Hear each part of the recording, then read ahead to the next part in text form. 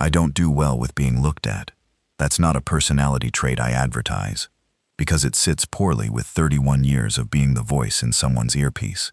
People think dispatchers are confident, composed, ready for anything, because that's what they hear. A steady voice when everything around them is going sideways. What most people don't realize is that I was steady on the radio because I was alone. Nobody was looking at me.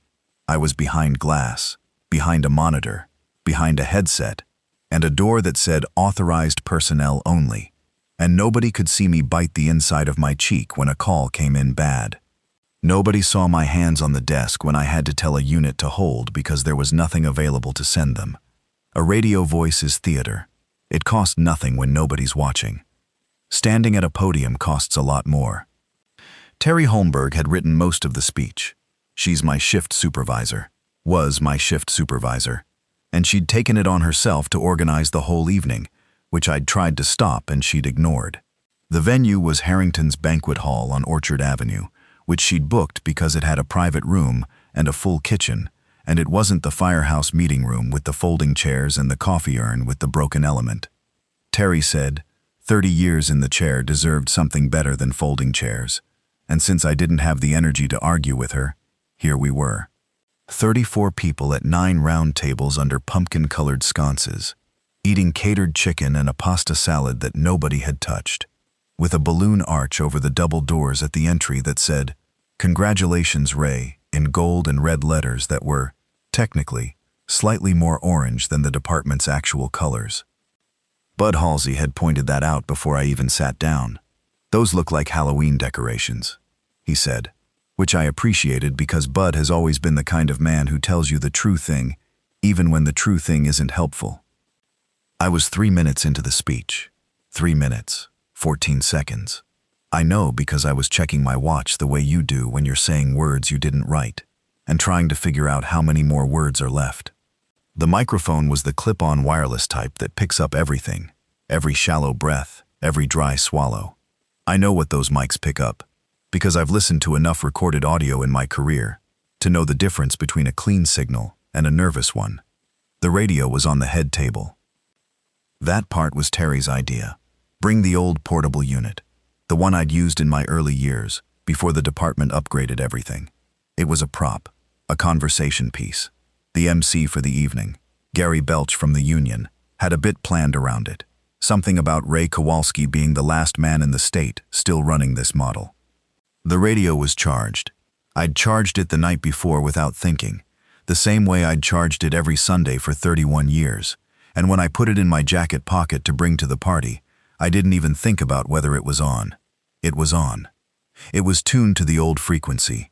That was just where the dial lived. I heard it before anyone else in the room. That's not humility, and it's not boasting. That's the job.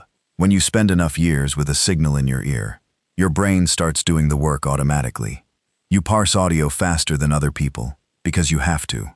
When the radio on the table went from silence to occupied air, that half-second gap between a button being pressed and a voice appearing, that particular quality of an open channel that's being used, I registered it while I was still talking about the CAD system upgrade in 1997. I kept talking. The voice on the radio was distorted, coming in and out. Units respond to Henley and Armbruster. We have crackle, dead air, injuries consistent with more crackle, the channel clearing. Then a different voice, not the first one, flatter, more controlled, the voice of someone trying to stay professional while dealing with something that keeps threatening not to be. Station 5, confirm your last. Station 5, do you copy? Nothing. I kept talking. I was on the part about Karen Price, about what she'd taught me in 1993 when I was 27 and brand new, and had no idea what I was doing. Karen was at the table to my right, wearing a burgundy cardigan and the reading glasses on the chain, and she was nodding slightly the way she always nods when she's being talked about in a complimentary way. Not embarrassed, exactly, just quietly accepting it. I said the thing about how Karen taught me that the job isn't about the equipment, and it isn't about the protocol, it's about the voice on the other end of the line, and Karen nodded a little more, and Terry was smiling from the second table, and part of my brain was still on the radio. Henley and Armbruster. That's the intersection by the river, down in the warehouse district, 4 miles from where we were sitting. Multiple victims.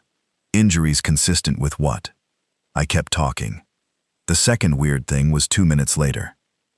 Phil Garnett had been at the bar when I'd walked in. That wasn't unusual. Phil sometimes needed a drink before social events, which I'd always understood and never mentioned. He was 45, had been a dispatcher for 18 years, was good at the job in a way that didn't get recognized often enough. He'd come in on his own, driving, I noticed that, and I noticed his car in the parking lot when I arrived, which is a silver Civic with a dent in the rear quarter panel that he's never gotten fixed. He'd been standing at the bar for most of my speech. Now he was sitting down, at a table near the back. What I noticed, from the podium, was that he wasn't drinking anymore. He was looking at his arm. Not his phone. His arm. His right forearm, resting on the table, and he was looking at it the way you look at a bill you've been avoiding opening. I filed it. That's what I do with observations when I'm in the middle of doing something else. I file them. I noted it. Kept it somewhere. Moved on. The radio made another sound. Shorter this time. Just a burst of something. Not words. More like an open mic near something that was making noise. Continuous noise. The kind of continuous background noise you get in a crowd or near a situation with a lot of moving parts. Then it stopped. Roger Aldine's wife, Judy, was leaning toward him at their table. She had her phone out and was showing him something on the screen. Roger looked at it, looked up at me, looked back at his wife. His expression changed by maybe 5 degrees. Not enough for most people to catch, but I've spent my career reading the signal in someone's voice, and Roger Aldine's face has a readable signal. Something shifted. He didn't say anything. He put his hand over his wife's and gave it a small press. I wrapped up the speech 6 minutes ahead of schedule. Terry gave me a look from her table, the look that meant I'd cut something. I shrugged once, which is the shorthand we've developed after years of working the same shift. She accepted it. Gary Belch stood up and did the bit about the radio. It got a laugh. Someone went and got the cake, which was white with gold lettering, and had my badge number in frosting. And that was actually the only part of the evening that made me feel something that wasn't just background tiredness. I sat down. I picked up the radio and turned the volume up. The channel was quiet. Too quiet. Not empty. There's a difference between a frequency that has nothing happening on it and a frequency where something has happened to the things that were supposed to be happening. A dispatch frequency at 9 in the evening on a weekday should have something. A unit checking in, a routine call, a shift change communication. What I was hearing was a frequency that had been busy and had stopped. Cliff Russo was 3 seats down from me at the head table. Cliff is a city communications technician. He's the man who installed the current CAD system and maintains the repeater towers for the department. We've spoken maybe 200 times over the years without ever becoming close exactly, just the comfortable familiarity of 2 people who need each other's function. I leaned toward him and I said, quietly, "What channels went down tonight?" Cliff looked at me. "I'm not on call tonight, Ray." "I know, but you're following it." He hesitated. Then he said, "3rd District repeater went offline about 40 minutes ago. IT is looking at it." "Why?" I showed him the radio. He frowned. "That's the old frequency. It's what I still have." "What did you hear?" Station 5 requested and didn't get a response. "Injuries consistent with something that wasn't named." I paused. "What's at Henley and Armbruster?" "River warehouses. Storage lots. A couple of those." He stopped. His expression did a thing. "There are food distribution facilities down there. The cold storage centers for about 1/3 of the city's grocery chain." I didn't say anything to that, but I noted it. Henley and Armbruster. Multiple victims. Injuries consistent with 3rd District repeater offline. Food distribution. 9:15 on a Wednesday. I got up to get more water. On the way to the drink station, I passed Roger Aldine's table. He was still looking at his wife's phone, and now his own phone was out too, and I could see from the angle that he had the City Alert app open. I kept walking, but I craned my neck enough to catch 2 words on Judy Aldine's screen as I passed. Viral spread. I got my water. I came back. I set it down on the table. And then Nate Foley, the youngest dispatcher, 29, had been sitting with his phone all night, stood up from his table and said, too loud, holy crap. The part where everything changed. The thing about a room full of emergency services people is that they don't all panic the same way. Roger Aldean, when he stood up in response to what Nate had just said, moved with that particular deliberate calm that people who've run incident commands have. He stood. He looked around. He said, everyone remain calm, before he even knew what Nate had said, because in Roger's world, someone standing up and saying holy crap in a public setting is already an incident that needs managing. Karen Price took off her reading glasses. That was the tell for me. Karen puts the reading glasses on when she's sitting somewhere comfortable and takes them off when she's about to deal with something. She's 67 years old, and she's been doing that my whole career. Nate held up his phone. The screen was showing something. I was too far to see it clearly. It's everywhere on social right now. There's something happening downtown, and the east side, and... Sit down, Nate, Roger said. Chief, it's not. Nate, sit down. Nate sat down. He kept looking at his phone. What happened in the next 4 minutes was the kind of thing that happens in a room when information arrives faster than people can process it. Everyone was checking their phones. The specific sound of it, 30-something people simultaneously reaching for devices, has a particular texture to it, a rustling and a collective held breath, and then the murmurs start. Not panic, not yet. Just the sound of people trying to reconcile what they're reading with what they were doing 6 minutes ago, which was eating chicken and watching me give a retirement speech. Terry was at my elbow immediately. She's efficient that way. City's been putting out alerts for the last 20 minutes, she said quietly. Multiple violent incidents. Various districts. They're calling it civil disturbance, but the descriptions aren't. What are the descriptions? She showed me her phone. It was a news app, one of the local stations, and the alert at the top said, breaking. Multiple attacks reported across city. Emergency responders being dispatched. Residents asked to stay indoors. Below that, updating every 30 seconds or so, were the locations. 14, 15, 18. By the time I'd read to the bottom and scrolled up and back down, I'd been right about the pattern. Here's the thing about dispatching that nobody tells you when you start. After enough years, you develop a spatial sense of the city that isn't quite a picture and isn't quite a map. It's more like a weight distribution.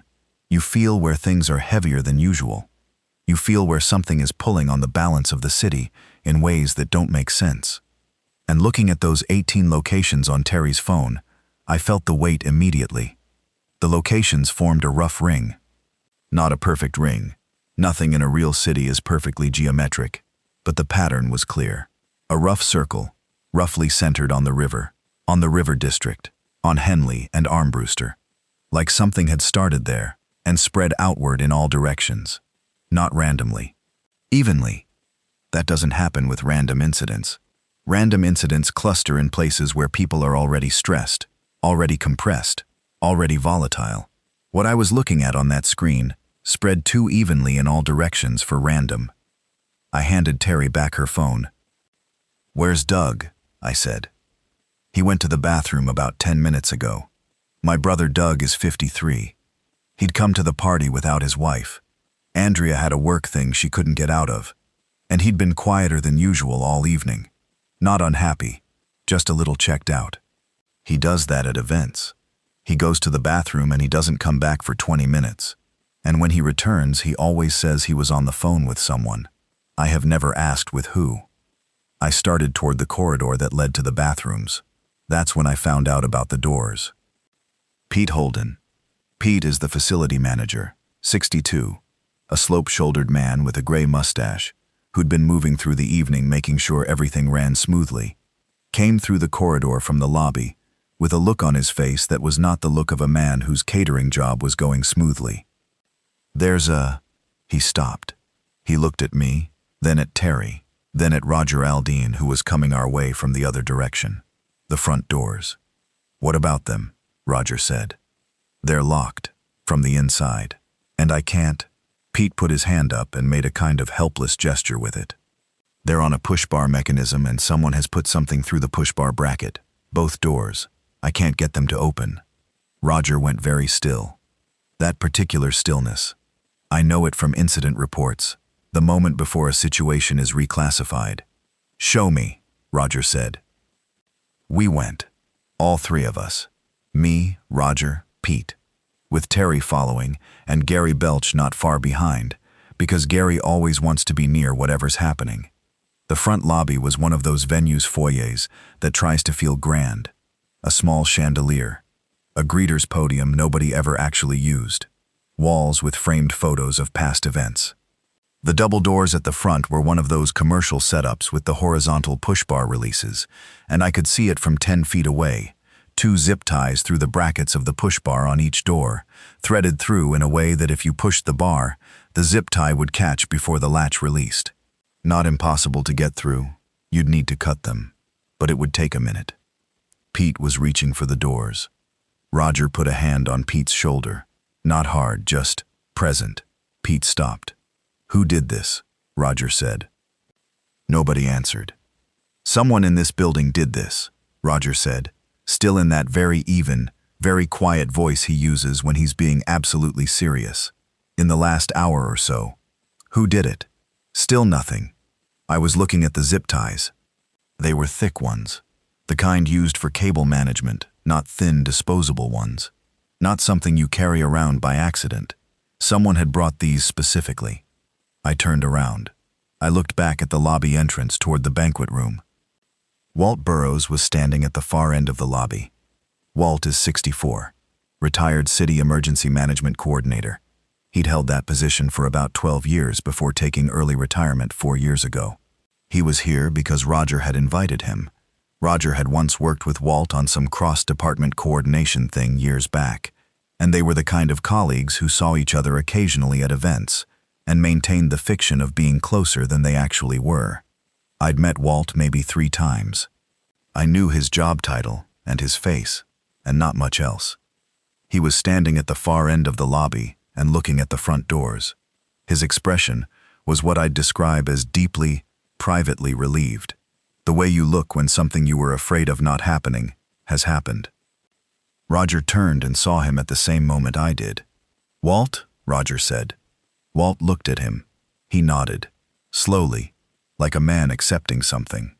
"You need to tell me right now," Roger said. Walt said, "I will. I need to tell everyone." The part where Walt talked, we gathered everyone.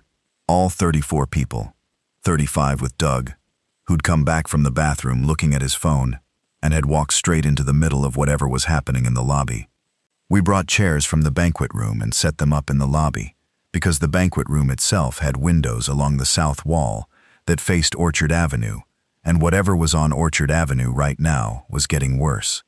I'd looked out one of them while we were gathering chairs, and I'd seen, 4 blocks up, where Orchard crossed Brecker, a car sitting in the intersection with its door open. Just sitting there. No one inside it, no one around it. The engine wasn't running because there was no sound from it. There was a traffic light cycling over it, going green to yellow to red, green to yellow to red, and the car just sat there in the empty intersection. Not an accident. The car was sitting too evenly for an accident. Someone had parked it there and gotten out.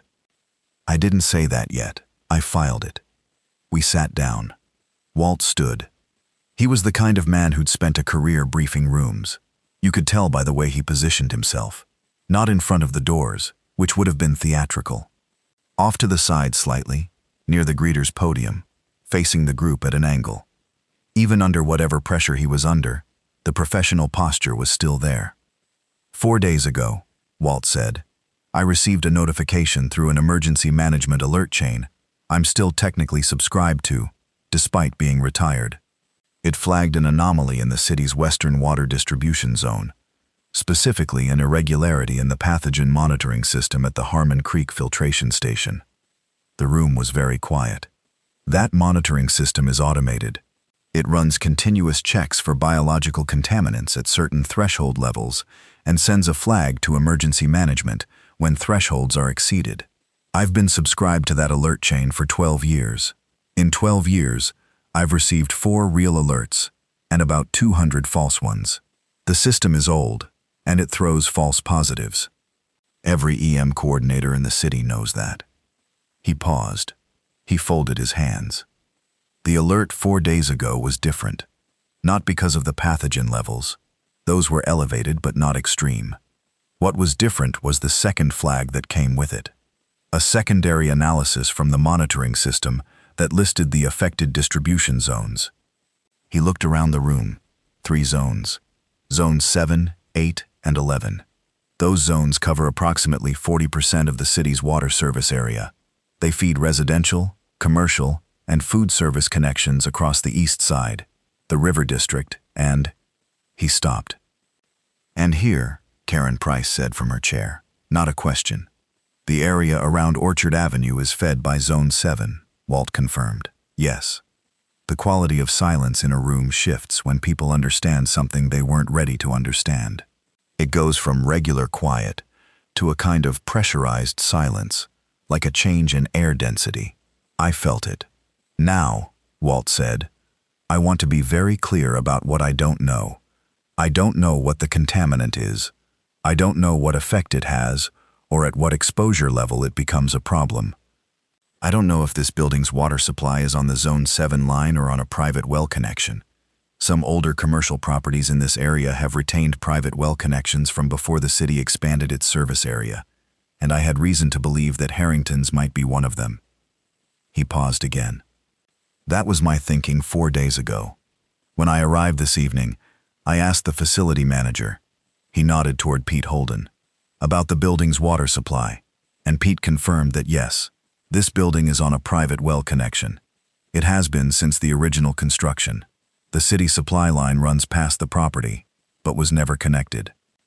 Pete was nodding slowly, looking like a man who'd answered an odd question at 7 p.m. and now had a better idea of why it was odd. "That's why I locked the doors," Walt said.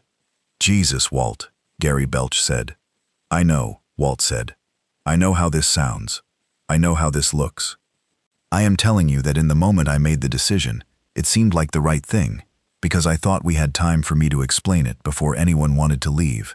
And then the power flickered, and the sirens started, and I thought, you thought if people knew what was outside they'd still go out," Roger said. "Yes. And you didn't think you could just tell us?" Walt was quiet for a moment. "I've been in emergency management for 20 years, he said. "I've seen what happens when you tell 30 people that there might be a contamination event, and here's why we should stay indoors. Half of them panic and try to leave immediately, and 4 of them end up getting hurt trying to get out. I've seen it twice." He looked around the room. "I thought if I locked the door and then explained, at least the instinctive response would have a physical obstacle while people thought it through. It was, I thought, a reasonable calculation done badly. He was right about how people respond to that kind of information. He was wrong about the method, but I understood the math." Roger didn't say anything else to Walt right then. He looked at me. This was the part I'd been dreading, and it happened anyway. Because Roger Aldian has known me for 22 years, and he knows that I know things about how emergencies work that most people in the room don't. And so when everything gets complicated, Roger looks at me. I've spent my whole career being the person Roger looks at when everything gets complicated, and I was supposed to be done with that. And here we were. "Ray," he said. "Yeah," I said. "I know." The part where I stopped pretending I wasn't doing what I was doing. Here's the thing about emergency procedure that nobody talks about, because it doesn't sound glamorous. 90% of it is inventory. Before you do anything else, you find out what you have. Not what you need. You always need more than you have. That never changes. But what is actually present in the physical space you're in, accounted for, and categorized and prioritized. You don't move until you know what you're working with. I got up and found Pete Holden. Pete was sitting in a corner chair looking like he wanted to be somewhere else, which was understandable. I crouched down next to him because I didn't want to stand over him. People make better decisions when they're not being loomed at. "This building," I said. Tell me the layout. He looked at me. Ray, I'm not sure we need to. Pete, the layout. He sighed. He rubbed the back of his neck. Then he started talking and I listened. Main banquet room, where we'd been. Capacity 150, currently configured for 35. Single story with high ceilings, south wall windows facing Orchard Avenue, entry from the front lobby, and a service door in the northwest corner that connected to the back of house. Front lobby, where we were now. Double doors to the street, zip-tied shut. Single window beside the doors, decorative, no opening mechanism. Back of house, kitchen and prep area, walk-in cooler, walk-in freezer, dry storage room, a small manager's office, staff bathrooms. Connected to the banquet room by the service door. Connected to the outside by a loading dock at the rear of the property, roll-up door, steel, operates on a chain. Second floor, accessible from the back of house only, via a staircase at the rear of the kitchen. Storage up there, unused tables and chairs, old equipment, boxes of venue supplies. It was listed as not in current use on the building management forms Pete kept in his office. Fire exits, 2 of them, side corridors off the main banquet room, leading to push-bar exterior doors that open to a side alley between this building and the one to the east, and the parking lot to the west. I went and checked the fire exits. The east side one, the alley side, had a zip tie through the push-bar bracket, same as the front. Walt had gotten there too. The west side one, the parking lot side, didn't. I stood at that door for a second. I looked through the small wire glass window in it. The parking lot. 10 vehicles. Beyond the parking lot, a chain-link fence. Beyond that, the street that ran west off Orchard. And in that street, coming from the north, slowly, from maybe a quarter mile away but moving, a group of people, not walking normally, not jogging. That shuffling, directional thing that people do when they're following something, rather than going somewhere. I kept watching. They passed through a pool of streetlight. One of them walked under it directly, and I could see enough to know that we were not going to use that door. I went back. I found Frank Dillard. Frank is the kitchen manager here at Harrington's. 50 years old. Built like a man who's been loading and unloading delivery trucks for 20 years, which he has, because that's what kitchen managers do. His wife June was with him, and she had a hand on his arm, the way you put a hand on someone's arm when you know something is coming and you want to be touching them when it lands. I took Frank aside. "Walk me through the kitchen," I said. He looked at June. June gave him a very small nod. "All right," Frank said. "Come on." The kitchen at Harrington's was a proper commercial setup.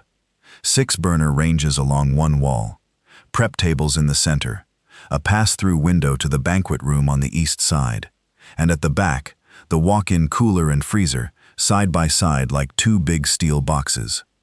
The dry storage room was through a door next to the cooler, and the manager's office was through another door on the other side of the freezer. Frank opened the walk-in cooler. I stepped inside.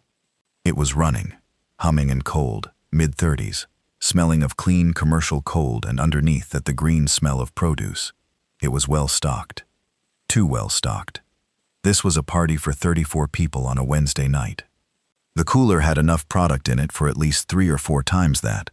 I could see it. Flats of eggs, sealed containers of deli meat, a section of fresh vegetables that had been organized recently, not left over from an old delivery, because the greens were still crisp, and the arrangement was neat. Cases of water on the bottom shelf.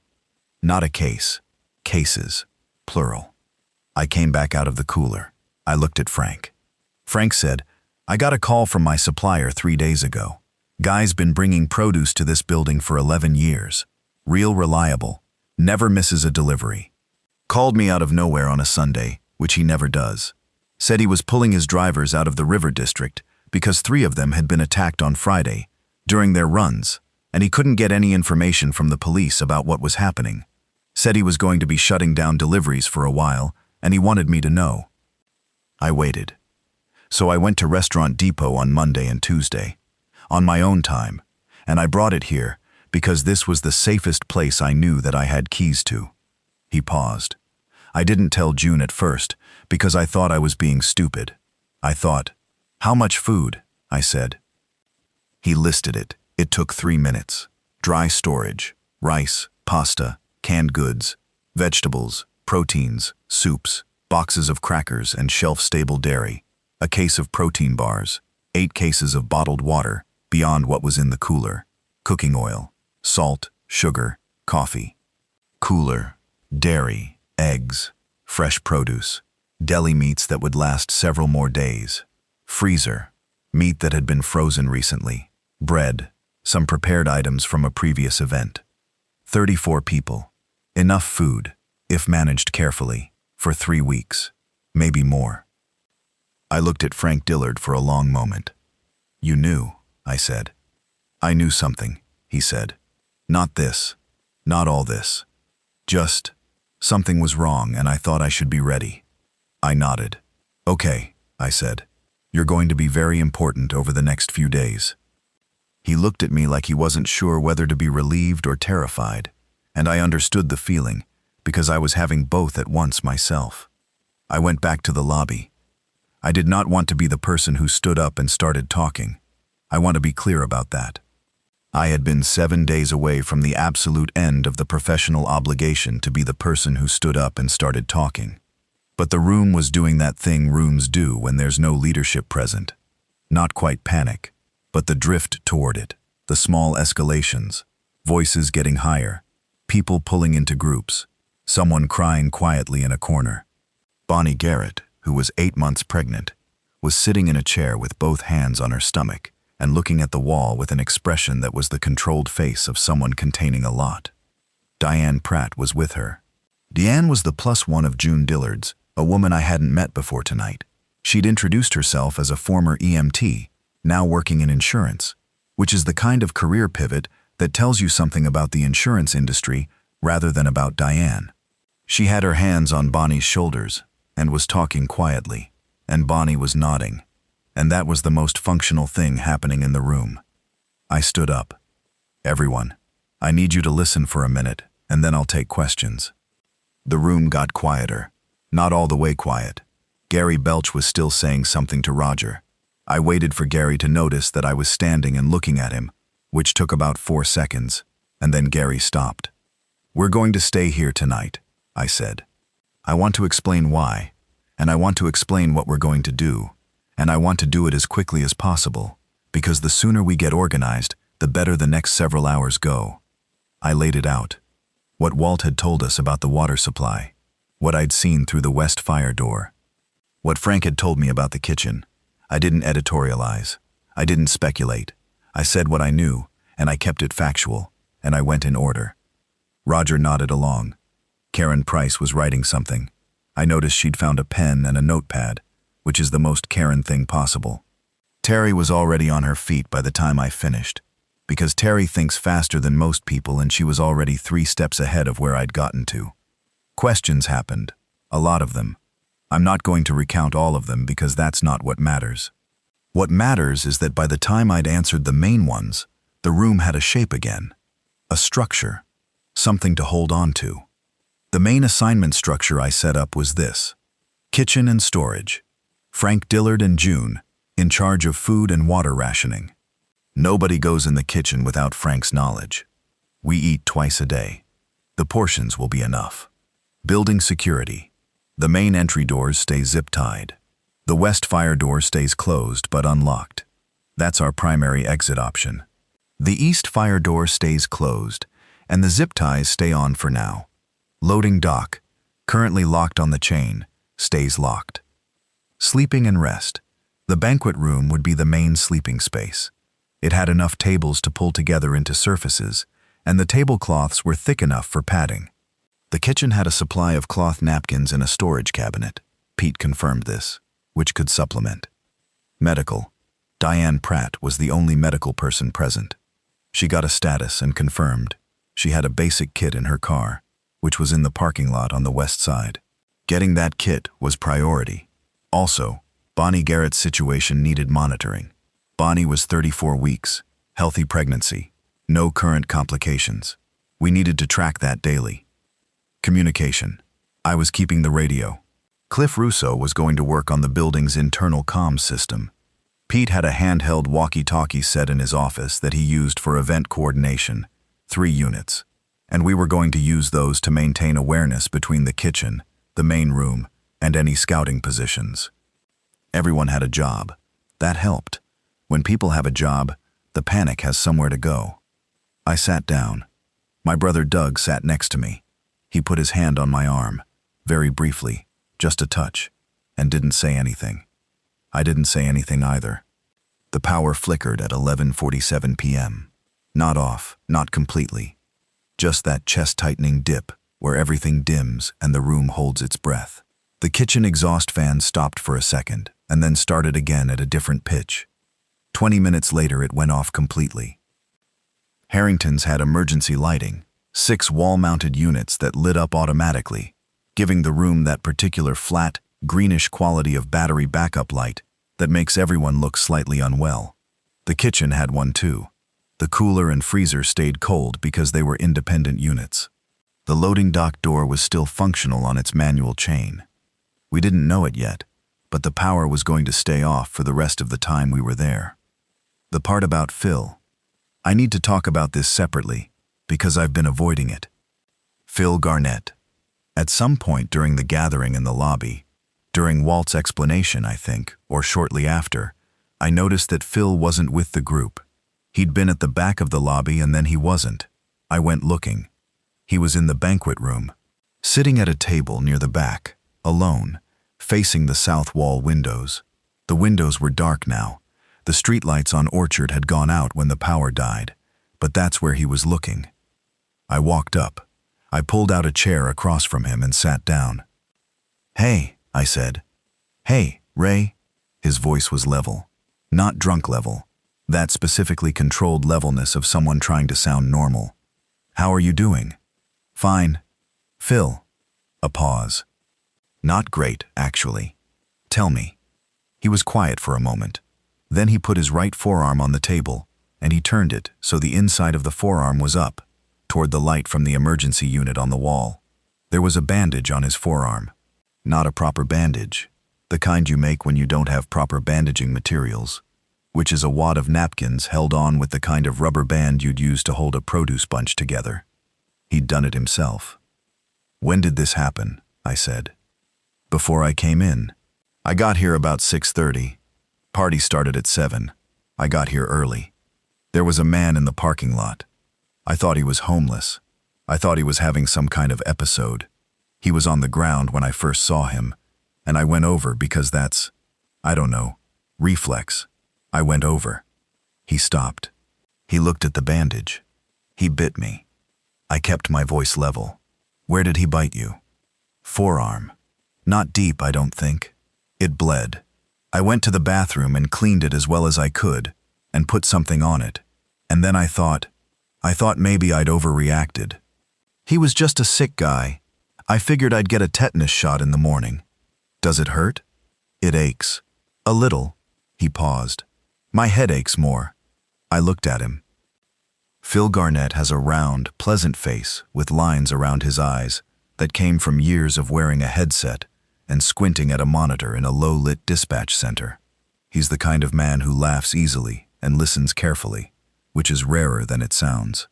He'd been my closest work friend for probably a decade, in the way that dispatch friendships work. Not outside of work friends, not personal life friends, but the deep and specific intimacy of spending 10 hours at a time in a small room with someone, working problems together. His face looked wrong. Not wrong in a dramatic way. Wrong in the way that a color that's a shade off looks wrong. You know what it should look like, and this isn't quite it. His skin was doing something I couldn't name. Not pale, not flushed. Something in between that didn't map to any normal condition I'd ever associated with Phil. "Okay," I said. "We've got a woman here who's a former EMT. Her name's Diane. I'm going to have her look at this. Ray, I'm not making any assumptions about what this means," I said. "I'm telling you that we have someone with medical training and you have an injury, and those two things should meet." He looked at me. "You're being careful with your words." I'm always careful with my words. What do you think is happening out there? I thought about lying. Then I thought about the fact that Phil had sat across from me for a decade, and we'd communicated about things neither of us had direct language for, through the shorthand of people who've worked the same frequency for long enough. Lying to Phil Garnett would be not just dishonest, but specifically pointless. I think, I said, that what Walt described, plus what I saw through that west fire door, plus the way the radio went quiet earlier, I think we are in the early stages of something that I don't have a name for yet, and that name matters less right now than the next few hours. Phil nodded slowly. The bite, he said. Yeah, you think the bite is relevant. I think we should have Diane look at it. He nodded again. He was quiet for a moment, looking at the dark window. Then, was the speech good? I feel like I missed most of it. Terry wrote it, I said. It was fine. She write the part about the 97 CAD upgrade? Yeah, she always brings that up. He almost smiled. She thinks that was your finest hour. It wasn't. I know. He looked at me. The Baldwin Street fire, 2009. You kept that building clear for 47 minutes while it was still structurally compromised. That was your finest hour. Nobody died. That's exactly why. I stood up. Come on, I said. Let's go find Diane. The part about the sound of the dogs. This is a small thing, but I want to put it here because it's the first of several small things that I keep coming back to. About 2 in the morning, we had been in the building maybe 5 hours now. Power still out, people arranged in the banquet room with the emergency lights and a few candles that Pete had found in the event supply storage. The dogs stopped. There had been dogs. You don't notice background sound when it's just background, but you notice it when it stops. The neighborhood outside had dogs. I'd heard them since maybe 11 p.m., sporadically. Individual barks and the occasional longer run of barking that's the neighbor-to-neighbor communication of territorial dogs responding to something that's moved through. It was distant, 3 blocks, maybe 4, and it was continuous enough to be background. At 2 in the morning, it stopped. Not a single bark trailing off, not gradually, all of it, at once, like a hand over a mouth. I was sitting in the back of the banquet room with the radio, turned low. I was the only one awake by design. I'd told Terry we'd run watch rotations and this was mine. Cliff Russo was supposed to relieve me at 4. The room had 30-some people breathing and shifting, and making the sounds of 30-some people who are trying to sleep in a room they weren't built to sleep in, which is its own kind of white noise. The dogs stopped and the outside went very quiet. Too quiet. No sirens. The sirens had been intermittent all evening, but something had always been wailing somewhere. No traffic, no voices. That particular density of sound that city nighttime has, even when it's supposed to be quiet. It was gone. I put down the radio. I went to the service door at the edge of the banquet room and opened it into the back-of-house corridor, and then I went through the kitchen to the manager's office, which had a window on the north side of the building, facing the back alley and the block behind. I looked out. The alley was empty. That was normal. What wasn't normal was the way the parking lot of the building to the north, a storage company, 3-story cinder block, lots of loading docks, was lit. The emergency lighting on that building was still on, powered by whatever backup that company had, and in the pool of those lights, standing at the edge of where the light met the shadow of the alley, was a single figure. Not moving, not looking at anything, just standing, facing roughly south, in the direction of our building, at a distance of maybe 80 feet. I watched it for 3 minutes. It didn't move, not swaying, not looking around, not doing the shuffle and drift thing I'd seen through the west fire door, just standing with a kind of absolute stillness that seemed wrong in a way I couldn't articulate. I went back to the main room. I didn't wake anyone up. In the morning, when I went back to the manager's office window, the figure was gone. The second day, day 2, started with Frank Dillard's coffee, which I want to be specific about because it matters. He used the kitchen's gas range. The gas supply was still working, and he made proper drip coffee in a large-capacity commercial percolator, and the smell of that coffee was the first thing that made the second day feel survivable. Not the coffee itself, though the coffee was good. The smell. The signal of normalcy that it carried. The way smell can bypass the part of your brain that's cataloging disasters and reach directly into the part that recognizes the morning. 35 people managed breakfast on a smaller than usual portion. Frank had set it up simply. Scrambled eggs from the cooler stock, toast from the bread loaves he'd brought, fruit from the fresh produce. It was enough. People were quiet while they ate. That's a particular kind of quiet. Not depressed quiet, not stunned quiet, but the quiet of people calibrating, figuring out how much energy they have and what they want to spend it on today. Nate Foley had gotten a cell signal intermittently through the night and had been monitoring social media. He gave me a rundown before the rest of the room was fully awake. The posts were fragmented, a lot of noise, a lot of the particular kind of scared, breathless reporting that happens when eyewitnesses are posting faster than context is available. Some videos. I watched 2 of them on his phone. One was from across the city, shot from a second-floor apartment window, showing a street below. The other was shot in a grocery store somewhere. I didn't know where. I watched them once each and gave the phone back. "Don't show those around," I said. Nate nodded. He understood. I'd been a dispatcher long enough to know what information helps and what information hurts, and the specific content of those videos was in the second category for most of the people in that room. The information I needed from it I already had. The thing spreading through the city moved fast, faster than disease has any right to move through unassisted. Walt was right about the water. I was becoming more certain of that. I found Diane Pratt. Diane had been up through part of the night with Bonnie Garrett, who'd had some cramping and back pain that had lasted about 40 minutes and then resolved. Not labor. Diane was clear on that. She'd monitored it closely.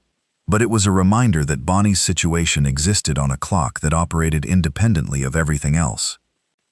"How's Phil?" I said. Diane's expression answered before her words did. "I cleaned the wound and rebandaged it. It's not deep." He was right about that. But the edges of the bite look, she searched for the right word, irritated. More than I'd expect from a bite that small at this stage. "And he has a fever." "How high?" "Oral. With a thermometer Pete found in his first aid kit. 101.3. As of an hour ago." She paused. "Ray, I need to be straight with you." "Yes. I don't know what this is. I don't know if what's outside is connected to what's happening with Phil, and I don't know what either of those things are, medically. I'm a former EMT. I can keep a wound clean. I can manage a fever. I can watch for changes. What I can't do is tell you what this means, because I don't know." "Understood," I said. "What does he need?" "Rest, fluids, monitoring, and I think he should be in a separate room." She didn't say why. She didn't need to. "The manager's office," I said. "I'll talk to him." Phil took the suggestion better than I expected. I think he'd been considering it himself. He'd woken up with the rest of the room and eaten breakfast with everyone. But he'd sat apart, and he'd noticed people noticing him, that slow awareness of the room adjusting itself around a person. He was perceptive. He was a dispatcher. He caught the signal. "The office," he said. "It's got a window, chair that converts to a flat surface. Pete showed me. There's a small bathroom attached to the back of house corridor, so you've got access. And I'm not in the room with everyone." "Right." He looked at me. "Am I going to become a problem, Ray?" I didn't flinch away from the question. I sat with it for a second, and then I said, "I don't know. None of us know enough about what we're dealing with. But I'm watching, and Diane's watching, and you're going to tell me if anything changes. And if it changes in the direction we're both thinking about, then we deal with it when we get there." He nodded. He gathered his jacket from where he'd been sleeping. He paused. "You know what the worst part is? It doesn't hurt much. The bite itself. It's just warm. That's the detail I keep coming back to. Just warm." I went back to the main room. The discovery of the Wickfields. Mid-morning of day 2, I was going through the second-floor storage to see if there was anything useful. Pete had mentioned old equipment up there, and I was thinking about whether there were tools we could use. I went up the staircase behind the kitchen with a flashlight from Pete's office. The second floor was a long room running the length of the building. Folded banquet tables stacked vertically against the walls, chairs in groups of 6 on dollies. Cardboard boxes labeled with venue supply names, tablecloths, centerpiece armatures, flatware inserts, old kitchen equipment, a commercial dishwasher that had been replaced, a reach-in refrigerator that had died and been moved up here rather than disposed of, dust on most surfaces, the kind of room that gets used as a place to put things, rather than a place to actually work. I was at the far north end of the room, looking at a stack of boxes that might have had useful hardware in them, when I heard the floor creak. Not my own footstep. Something in the room with me. I stopped. I listened. Faint breathing. More than one person. The small, controlled breathing of someone trying not to be heard. I said, "I know you're there. I'm not going to hurt you. I'm with a group downstairs and we've been in this building since last night. I'm going to turn toward you slowly." Silence. Then, "How many downstairs?" A man's voice, trying to be steady. 35, I said. Longer silence. Then, are they all okay? 34 of them, I said. One of them may be sick. He's being kept separate. He's calm. He's cooperative. I paused. How many of you are there? Another silence. Then the floor creaked, and from behind a stack of banquet tables, a man stood up. He was maybe 38. Work-worn hands, the kind of face that spends most of its time outside. He was wearing jeans and a thermal under a flannel, and behind him, coming out slowly from the same gap between table stacks, was a woman my age or thereabouts. No, younger, mid-30s. And behind her, half hidden in the shadow of the table stack, were 2 small shapes that I eventually resolved into a boy and a very small girl. "Tom Wickfield," the man said. He didn't offer a hand. His hands were at his sides, in that specific alert position of someone who might need to do something with them quickly. "That's my wife Anne. Our kids, Oliver and Nora." "Ray Kowalski," I said. "How long have you been up here?" 3 weeks. I looked at him. "Building's been closed for renovations since before last month," he said. "The renovation company ran out of money 3 weeks ago, and the project stalled. We had a situation with our housing. Anne's sister let us store some stuff here. She used to work catering for this venue. She has a key. We were just supposed to be here for a few days and then the situation stretched. The building reopened for events last week with the renovation on hold, and we stayed up here. No one ever came up. Until now." He was watching me with the specific wariness of someone who's been living somewhere they weren't supposed to be and is now trying to calculate how much trouble they're in. "The little girl," I said. "Nora, 5? 5.5, Anne said from behind him. She had her arms around both kids. I looked at Nora. Nora had her mother's dark hair and an expression of serious appraisal that you normally only see on much older children. The expression of a kid who spent weeks in a situation that required her to be quiet and still and pay attention to adult tone rather than adult words. "She's been talking to someone through the vent," Tom said, like he thought he should mention it before I found it strange. "In her room, the back corner up here. We set up a space back there. She keeps saying there's someone talking to her through the vent. I think it connects to the kitchen below and she was hearing the event staff." I thought about Frank Dillard saying he sometimes heard a child's voice coming from somewhere and thought it was the radio. "That's the kitchen," I said. "She heard the kitchen staff." Tom and Anne exchanged a look, some private, relieved thing. "Come downstairs," I said. "Please. It's safer with the group. We have food, and we're organized, and we can set you up in the banquet room with everyone else." Tom and Anne exchanged another look, longer this time. "We've been okay up here," Tom said. "Tom," I said, and I said it in the voice I used to use over the radio when I needed someone to hear that I was serious, not asking, not suggesting. "You have 2 children, and whatever is happening outside this building is going to get worse before it gets better. Come downstairs." He looked at me for 3 more seconds. Then he nodded. The note in the walk-in cooler. This is the part I don't have an explanation for. Frank was reorganizing the cooler on day 2, making space for how we were going to use things in order. And he called me in, because I'd asked him to inventory specifically. I was in the cooler going through the back shelf, the farthest in, where older stock gets pushed, when I found it.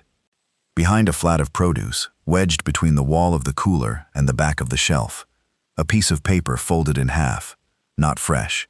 It had the slightly stiff quality of paper that's been in a cold environment for a while. I unfolded it.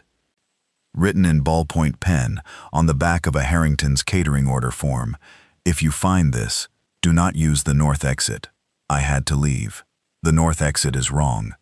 And a date, more than 2 weeks before the outbreak began. No name, no other information. I read it 3 times. Then I folded it and put it in my pocket. I said nothing about it to anyone for 2 days. The north exit is the corridor that runs along the east side of the building, the fire door that Walt had zip-tied shut, the one that opens to the alley between our building and the one to the east. I didn't know yet what wrong meant. I found out later. The 3rd day.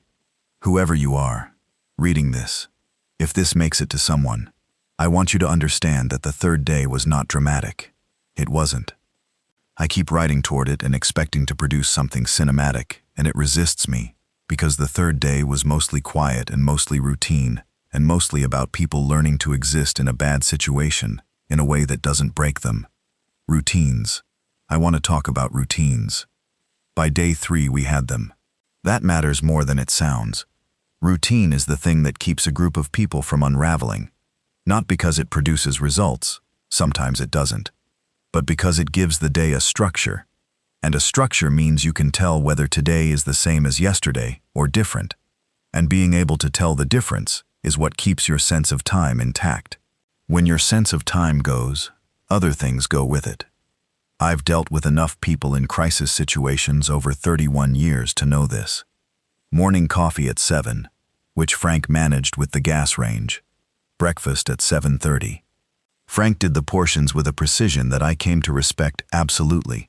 He had a kind of natural calculation for how much is enough that didn't require a spreadsheet, just 30 years of feeding events.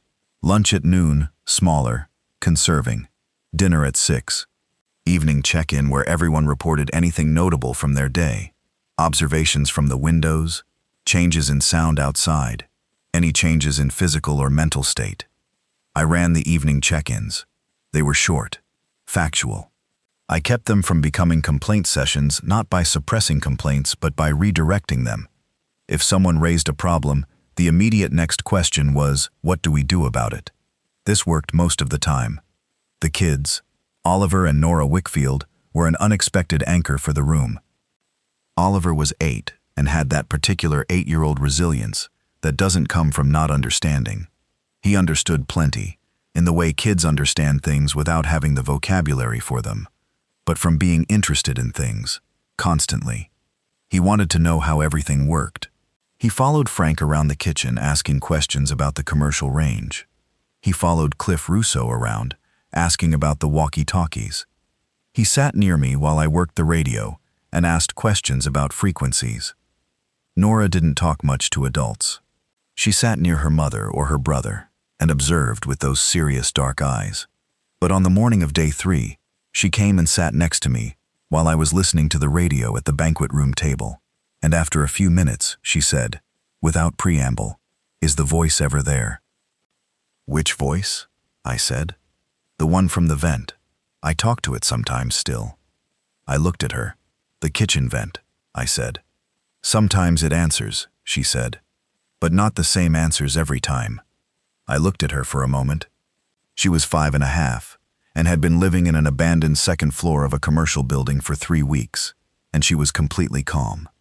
"What does it say?" I said. She thought about it.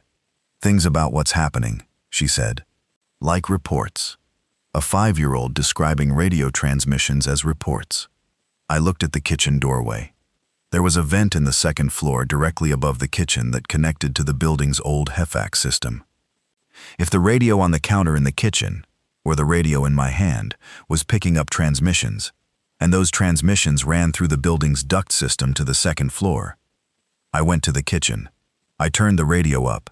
I held it near the return air duct on the kitchen wall. Silence. The frequency was still quiet, but the duct connected. If there were transmissions, she would hear fragments of them in her bedroom space upstairs.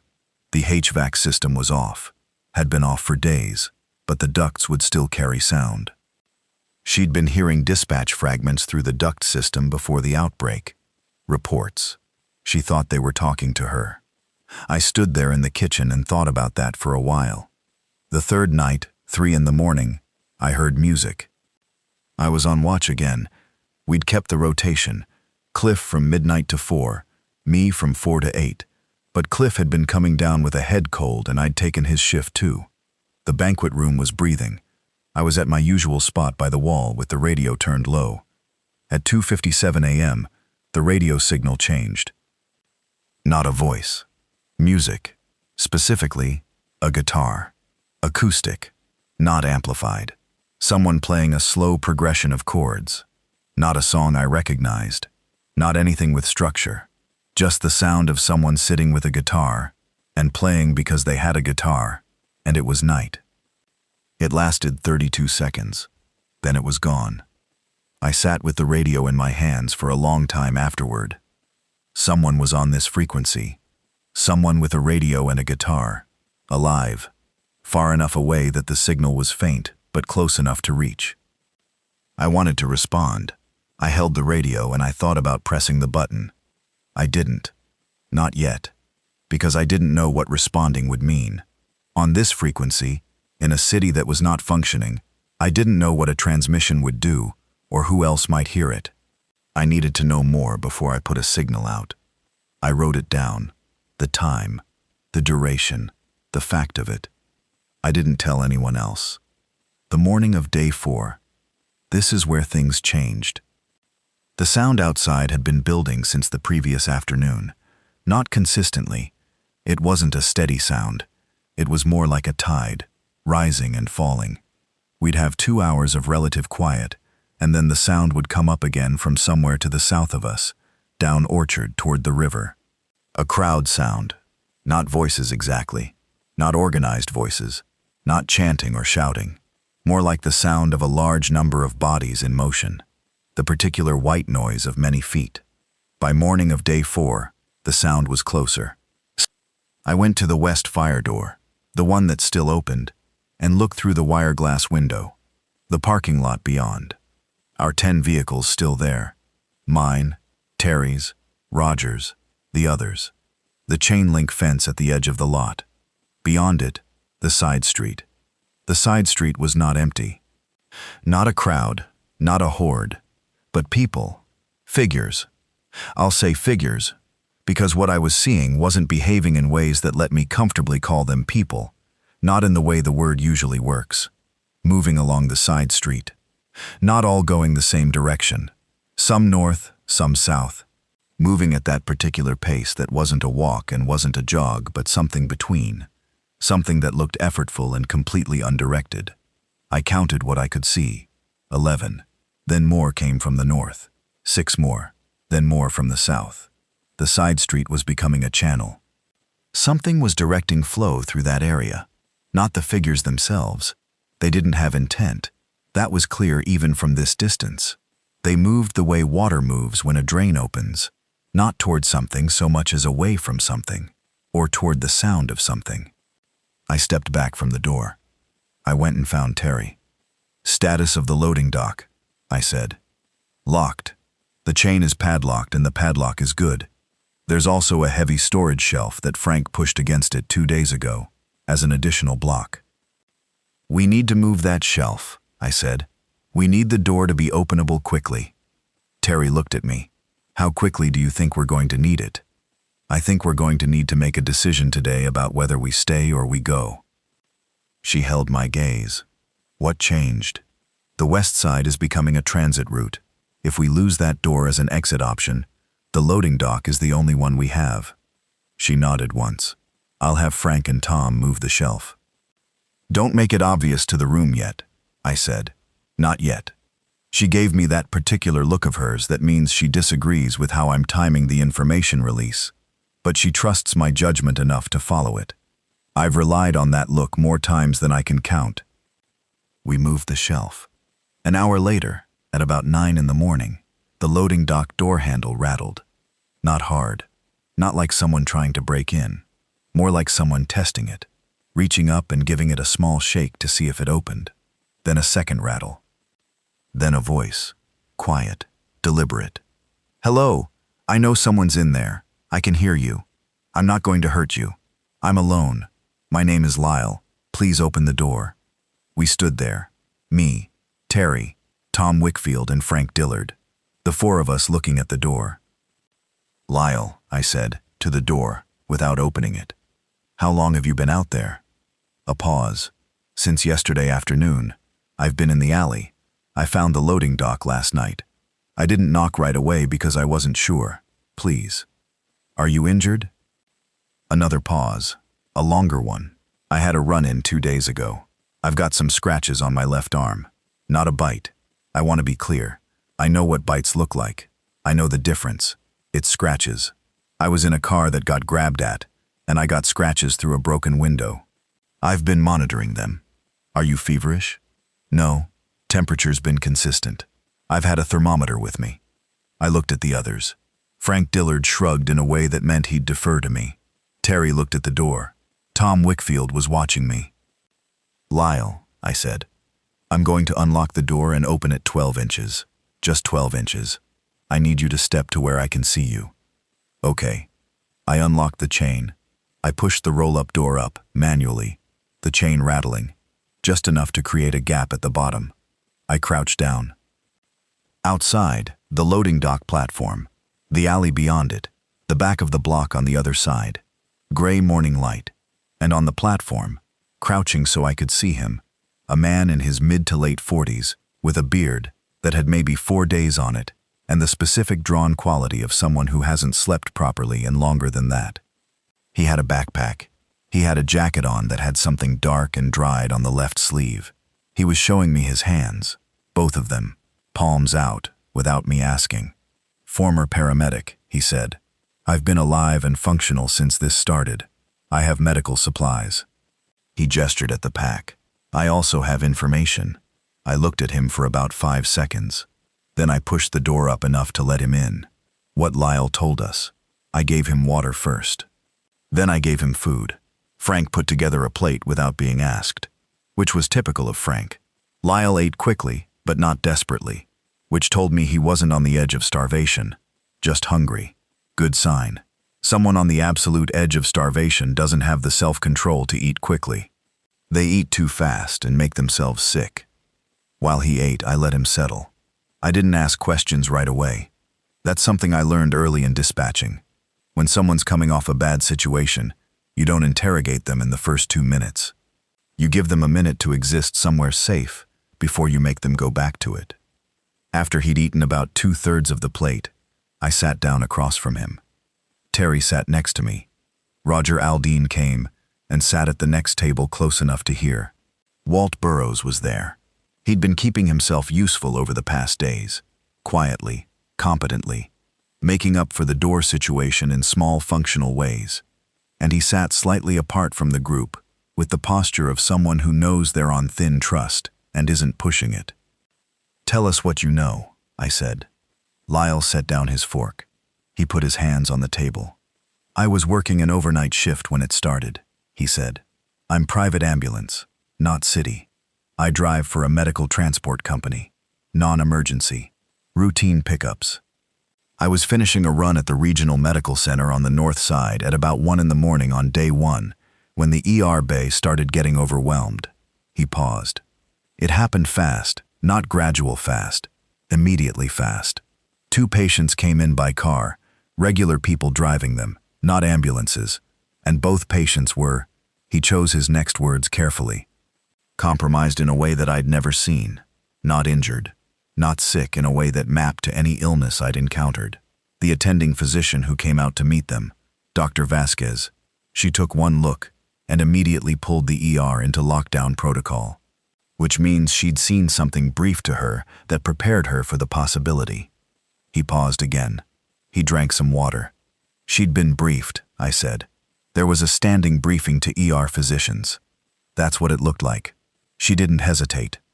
She knew the procedure. Walt Burroughs made a small sound. Not a word. Just acknowledgement. Lyle continued. I left the hospital because I wasn't admitted staff, and the lockdown closed the public areas. I drove for about 6 hours, trying to find somewhere that was functioning. A lot of what I saw in those 6 hours, I'm not going to describe in detail, because it doesn't help you. And some of it was... He stopped. It doesn't help you. What does help us? I said. The military vehicles. I want to tell you about those. He described it on the northeastern edge of the city, where the highway on-ramp joins the interstate.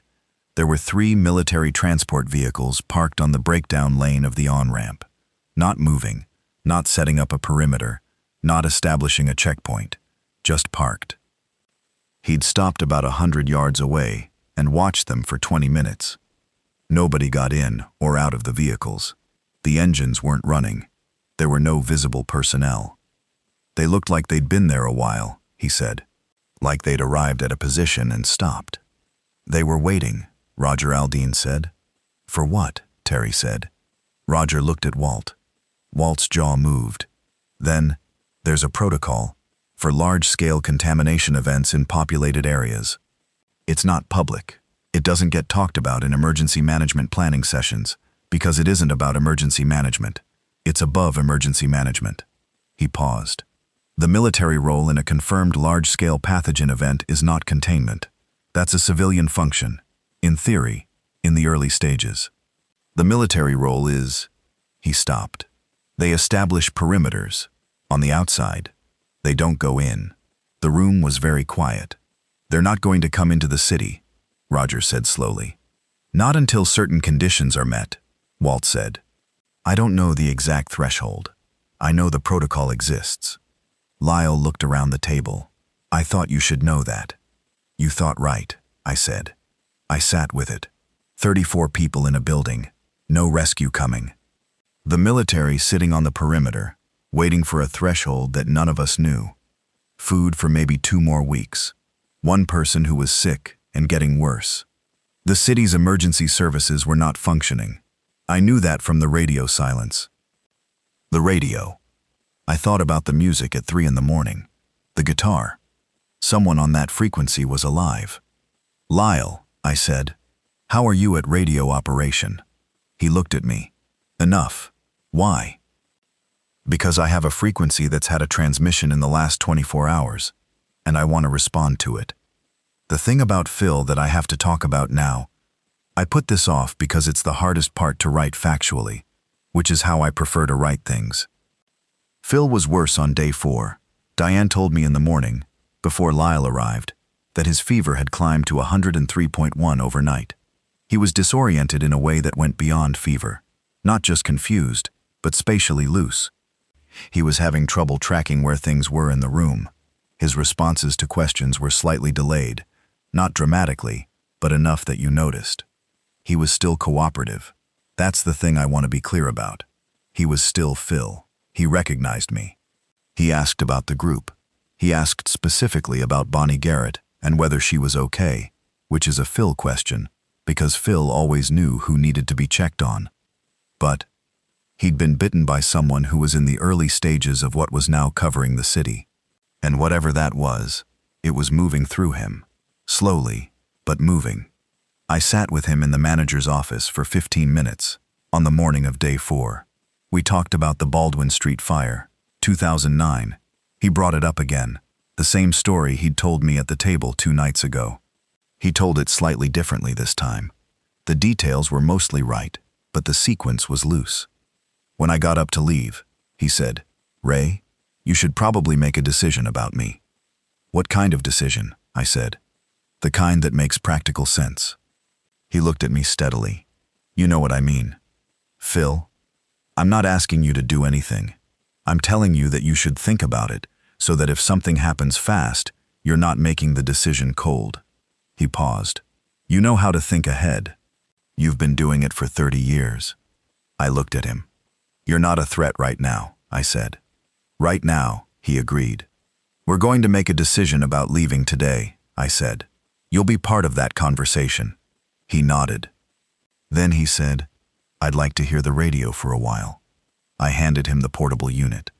He held it in both hands and turned it on and found the frequency and listened to the static, and the way he held it was the way you hold something from a previous life. I left him there. The afternoon of day 4, the corridor.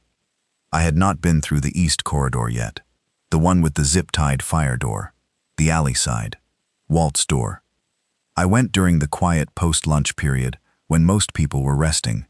I brought a flashlight and Lyle came with me because he'd offered, and I'd said yes, because having someone at my back in an unfamiliar corridor isn't something you turn down.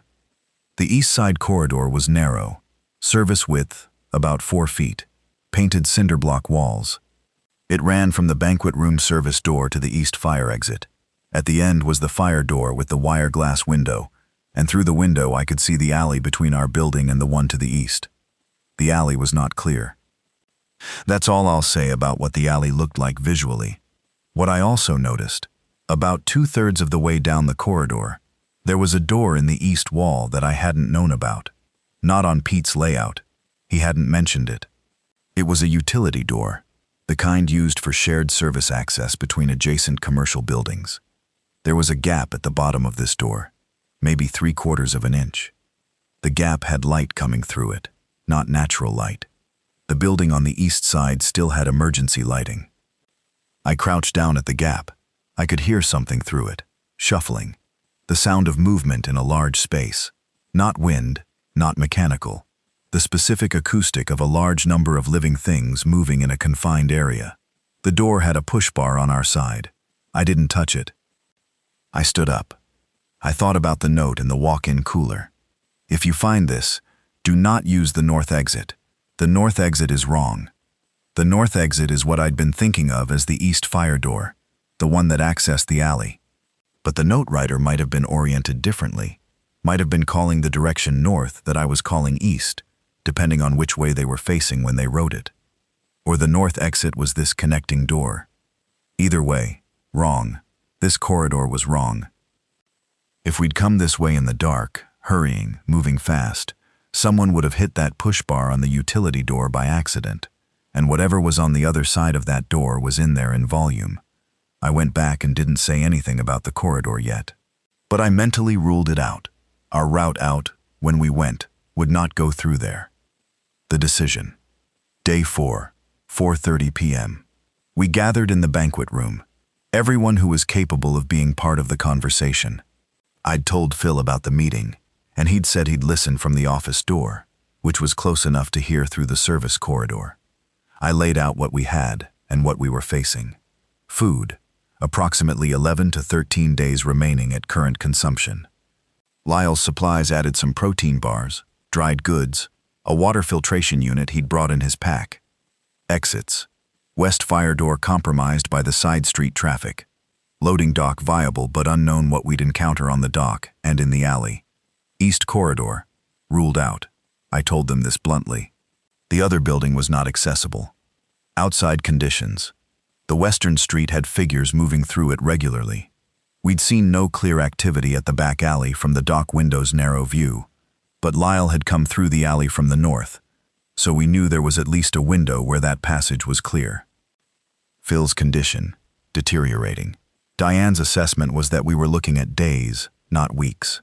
What would happen when the deterioration reached its endpoint, she couldn't predict with certainty, but based on what we'd seen of the condition outside. I didn't finish that sentence. Nobody needed me to. "What's the destination?" Roger asked. "Fire Station 7, I said. "On Brennan Street, 3 blocks west and 1 block north from here. I know that building. Emergency generator, diesel supply, hardened communications room, redundant radio equipment, proper antenna array, vehicle bay with 3 engines and a ladder truck, fuel in the underground tank. That's a defensible position with communications capability and transport resources." I put the emergency maps on the table. This is the part about the maps. They'd come as a joke from the department, rolled up in a tube with a red bow, the old paper emergency area maps that dispatchers used to keep as backup before everything went digital. They'd been in my jacket pocket since the party.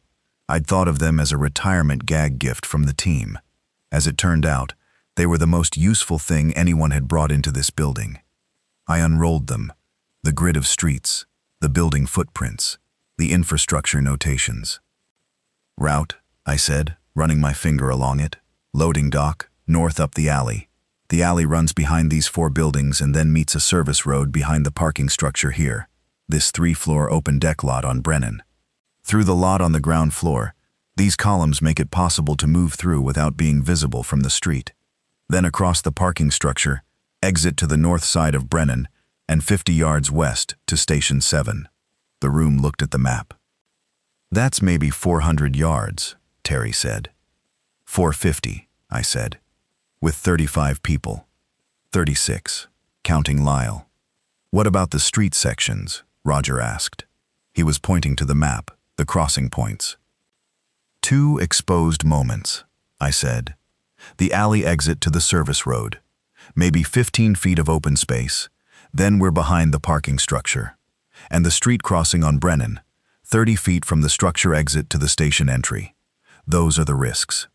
What about Bonnie? Diane said. Bonnie Garrett raised her hand slightly from her chair. She'd been sitting quietly this whole time, with her hands on her stomach, and the expression of a woman who has decided to deal with whatever comes with absolute practicality. I can walk it, she said. I'm 34 weeks, not 38. I can walk 400 yards. Lyle, can you monitor her during movement? I said. Yes, Lyle said immediately. Okay. Alan Lois. Al Whitmore had the cane. His wife Lois was in good health, but she was 68. You two are paired with Tom Wickfield. Tom, you've got them. Tom Wickfield nodded. He was already in the mode I'd seen him shift into over the last day. Very capable, very focused, not asking extra questions. Kids travel with their parents, I said. Anne stays with Oliver and Nora. Frank and June are together. Karen. I can keep up, Karen Price said before I could assign her to anyone. I know you can, I said. You're with me. She gave me a look that wasn't quite touched, because Karen doesn't do touched. It was the look of someone who recognizes that they've been placed in the right position. Phil, I said. The office door was partly open at the far end of the corridor. Phil was listening. A pause. Phil's in his own position, I said. He chooses how he comes, or if he comes. That's his decision. Lyle looked at me, then looked away. When? Roger asked. Tomorrow morning, I said. First light, 6 a.m. The part about Walt. I need to put this here because it changes something. That night, the last night in the building, Walt Burroughs came and sat next to me during the watch. I was at my usual spot. The building was as quiet as it ever got. The sound outside had come down to something ambient and far. The city doing what the city does now, which is a different thing from what it did before. Walt sat. He was quiet for a while. Then he said, I need to tell you something else. All right, I said. When I received the contamination alert 4 days ago, I called 2 people, my former deputy coordinator, Dan Prescott, and my contact at the State Emergency Management Office, a man named Gary Oper. I called both of them to flag the alert and see if they knew anything. Okay. Dan Prescott called me back 2 hours later. He sounded different, controlled in a way he's never been in 20 years. He told me that the alert was known, that it was being managed, and that I should, his exact words, go somewhere I trusted and stay there. I looked at Walt. Go somewhere you trusted and stay there, I repeated. Yes. He knew. He knew something. I don't know how much. And you came to the party. I thought a room full of emergency services professionals in a building on a private well was the safest option available to me in the time I had. He paused. I should have told you all immediately. I know that. I let it sit. Dan Prescott, I said. Is he still in contact with State Emergency Management? I don't know. If he is, and if we get to Station 7's communications room, do you have a number or frequency that reaches State EM? Walt was quiet for a moment. Then he reached into his shirt pocket and took out a small card. The kind of card people don't carry anymore. A paper card with a number handwritten on the back in blue ink. He handed it to me. "I've been carrying that since the call from Dan," he said. "I was going to use it from here, but I don't have the equipment." I looked at the number. A local area code. A non-standard number format. The kind of number that goes to a landline in a government building. "This might be the most important thing you've told me," I said. Walt nodded. We sat in the quiet for a while. "I've done a lot of things right in this job over 20 years, Walt said. "I also did some things wrong. Locking those doors was one of them. The way I locked them was wrong, even if the reason was right." He paused. "I want you to know that I know that." "I know you know it," I said. "What happens at the station?" he said. "If we get there, what's the actual plan?" "Communications," I said. "We reach whoever's still out there with working equipment. We find out what the status is. We find out if there's a rally point, a safe zone, anything organized. We broadcast our position and our needs." I paused. "And then we wait for whatever comes back. You spent 31 years waiting to hear back on a radio." I did. "So it's the same job." I looked at him. "It's the same job," I said. "The last night in the building, Phil. I went to the office at 11 p.m. Phil was awake. He was sitting in the chair, not the converted flat surface, just the chair. The radio was in his hands. He wasn't listening to it, he was just holding it. The battery was still good. I sat on the edge of the desk. "Tomorrow," he said. He knew. He'd heard the meeting from the corridor. "Yeah," I said. "I've been thinking about it," he said. "Since this afternoon." I waited. "I think," he said carefully, "that the clearest thing is that I'm a complication on a movement exercise. I'm running a fever. I can walk, but I'm not reliable over an extended distance under stress conditions. And if I go, and I have an episode, I'm a threat to Bonnie Garrett and the kids." He paused. "I've run that math and you've run that math, and we both know the answer." "Phil, I'm staying." I stopped. "Not as a final statement," he said. "I'm not." He stopped and started again. "I'm staying because I can hold this building. The food that's left, the supplies. If this thing follows sounds and movement, one person being very, very quiet is harder to draw in than 36 people moving and making noise." He paused. "And if it goes the way I think it might go for me, if that happens, then I need to be in a controlled space, not on a street." I looked at him. The fever had given his eyes a particular brightness that was wrong, but that also, underneath it, was still entirely Phil. The intelligence was there. The care was there. "There's a set of zip ties in the desk drawer," he said. "I'm going to use them to secure myself, so that if something changes while I'm sleeping."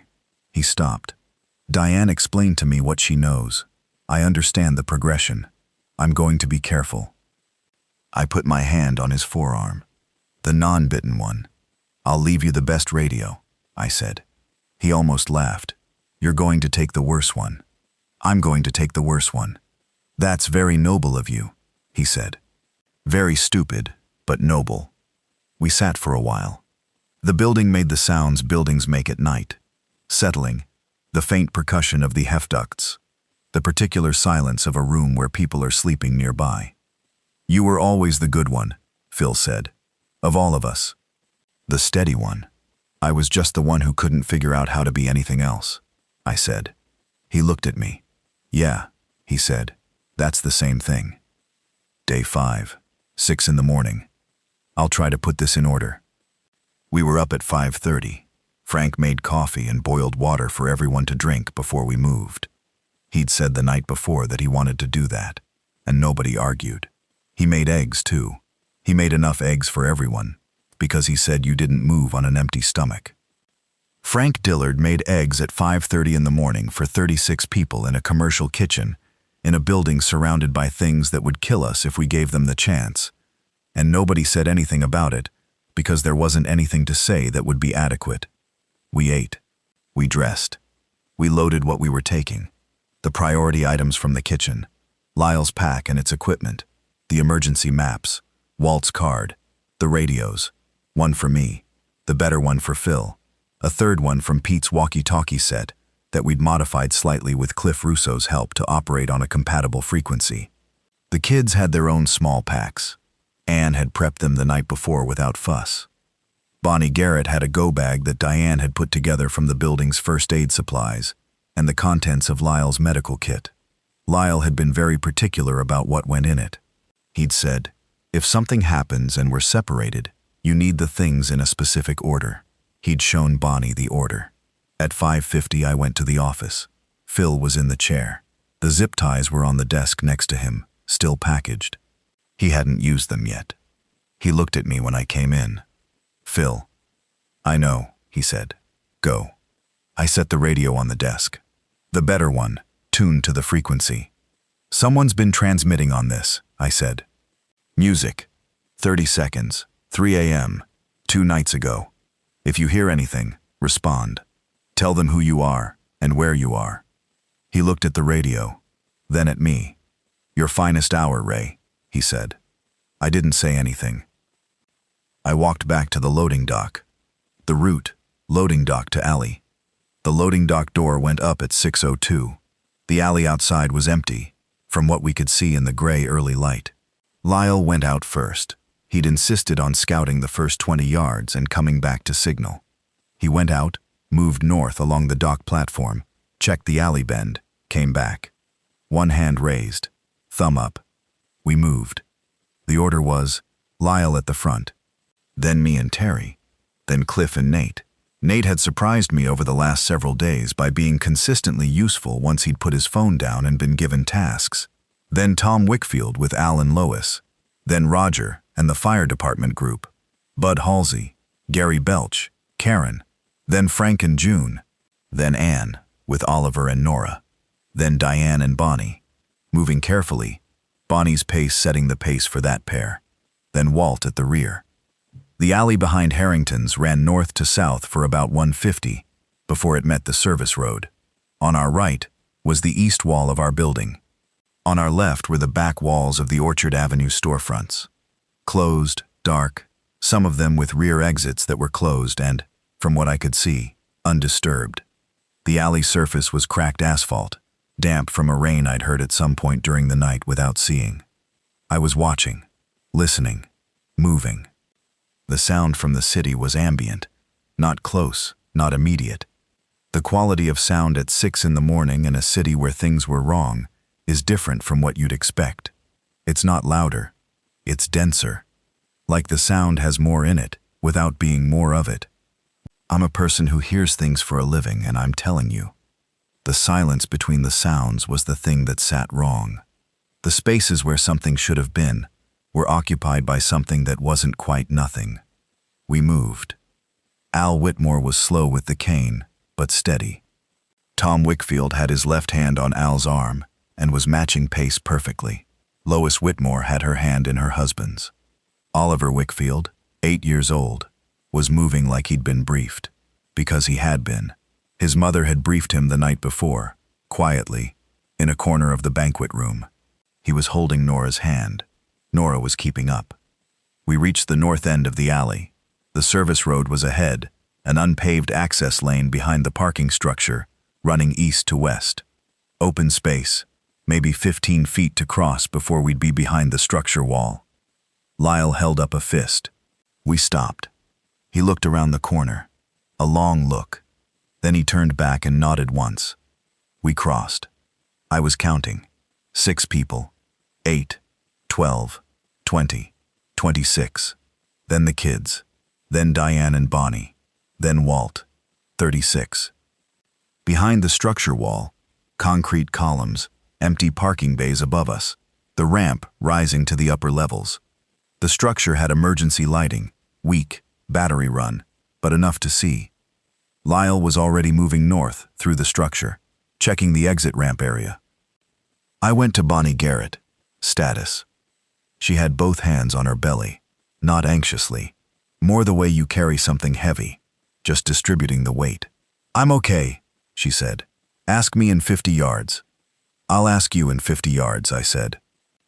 We moved through the parking structure from south to north, keeping to the interior. The structure covered about 200 feet of east-west distance. Through the western open bays as we moved, I could see sections of Brennan Street, the road that ran in front of Fire Station 7. The street was not clear. Not the density I'd feared, not a mass of figures. But there were at least 6 or 8 scattered along Brennan in both directions.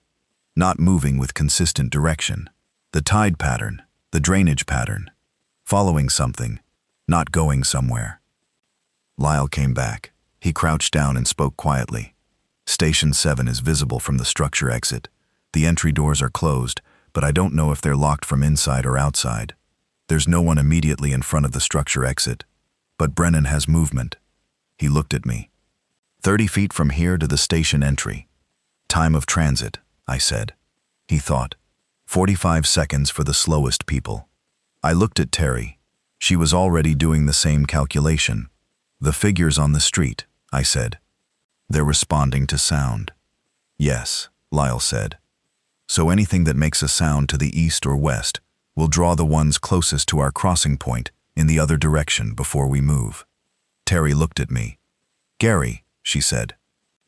Gary Belch, union rep, loud, had been a liability in every group discussion we'd had, was about to be an asset. We sent Gary to the east side of the structure, to the lower exit of the east ramp, with Bud Halsey as backup. Gary's job was to create noise on the east end. Not immediately, but on account. He had a walkie-talkie. When Lyle's signal came, Gary would make noise for 30 seconds. Not dangerous noise, not attracting a crowd noise, just enough to pull the figures on Brennan toward the east. The count was 60 seconds. 60 seconds from the signal, Gary makes noise. We move. I looked at the group. 36 faces in the dim parking structure light. Some scared, some controlled, some somewhere between. Ann Wickfield had one arm around Oliver, one arm around Nora.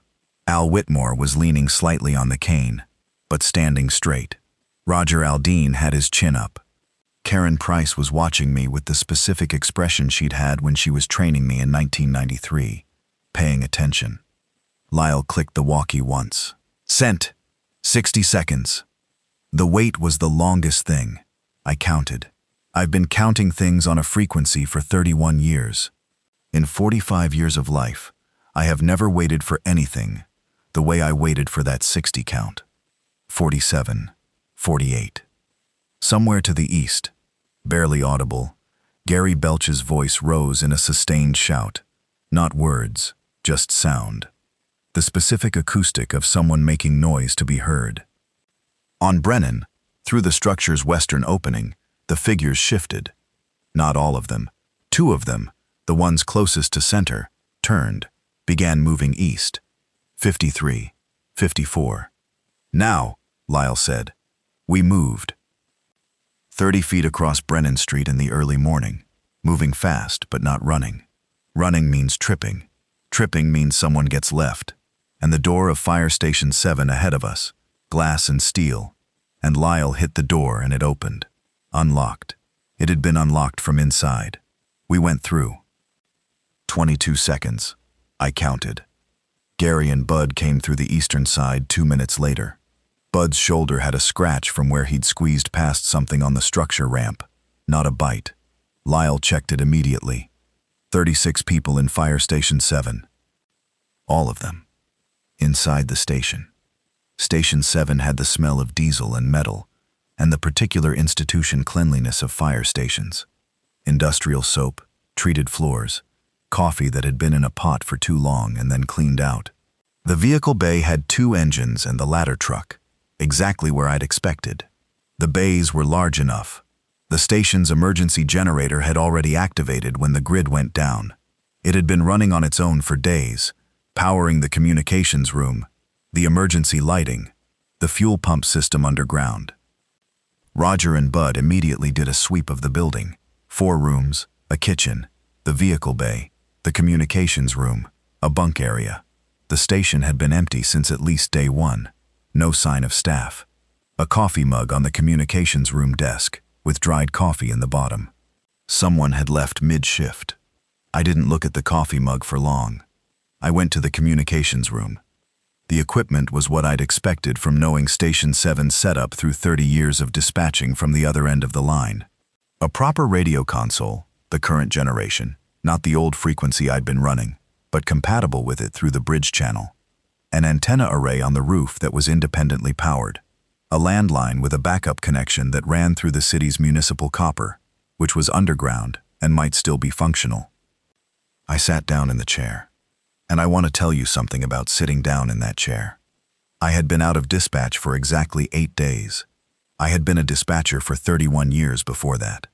And sitting down in front of a proper radio console, in a proper communications room, with the equipment live and functional, the muscle memory of my entire adult working life arrived in my hands before I consciously did anything. My hands went to the right positions. My posture adjusted. Something in my back that had been wrong since the party.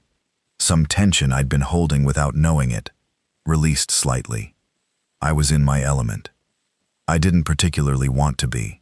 I'd been looking forward to not being in my element for the next 20 years or so. But here we were. I put on the headset. I tried the bridge channel first, the old frequency, the one my portable unit ran. Static.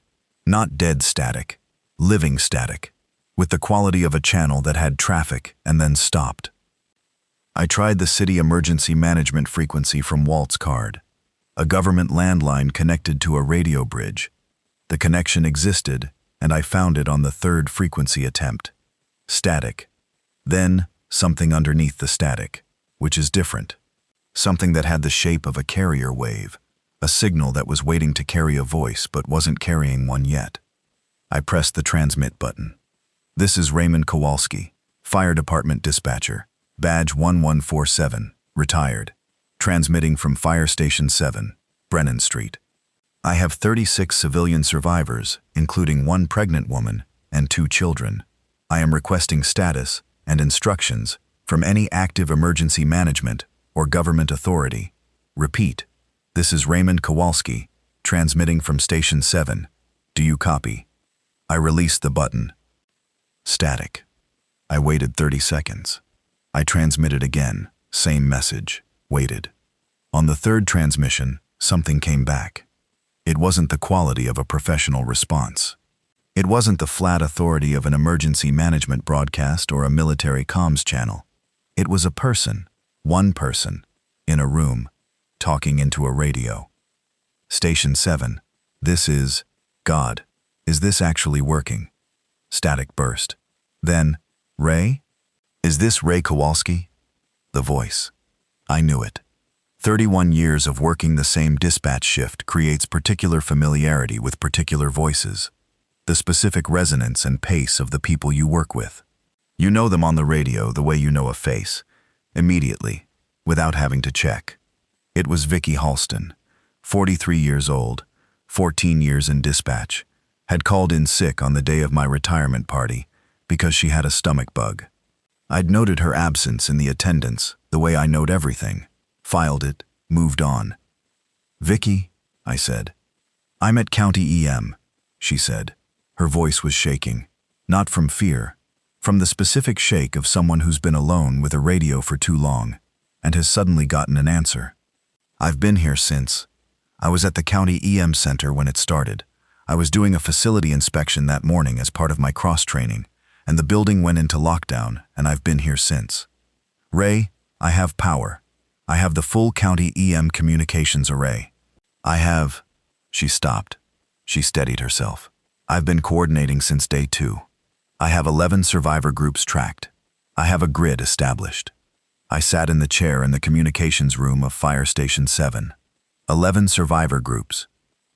She had been doing my job for 4 days, from behind her own glass wall, her own equipment, her own frequency. Vicky, I said. Yeah, talk to me. And she did. For 23 minutes she talked to me. She laid out the grid. Survivor groups scattered across the city, most of them dark, no radio contact, some of them intermittent, 2 with stable communication. She had contact with a National Guard captain named Briggs, who was at the perimeter. Walt's military vehicles, same perimeter. The man in charge had a name. She had a plan that she'd been unable to execute alone. A rally point at the convention center on the north end of the city, which was on a hillside above the river district and geographically above the contamination zone, which reduced the water route exposure. She needed someone with field experience and transport to help move people to the rally point. She'd been broadcasting for 4 days, and I was the first person with both those things to respond. I looked through the communications room window into the vehicle bay. 2 fire engines. A ladder truck. Roger Aldean standing next to the nearest engine, looking at it with the expression of a man who was already thinking about what he could do with it. "Vicky," I said. "Yeah, I have fire trucks." A silence. Then she said, "God, Ray."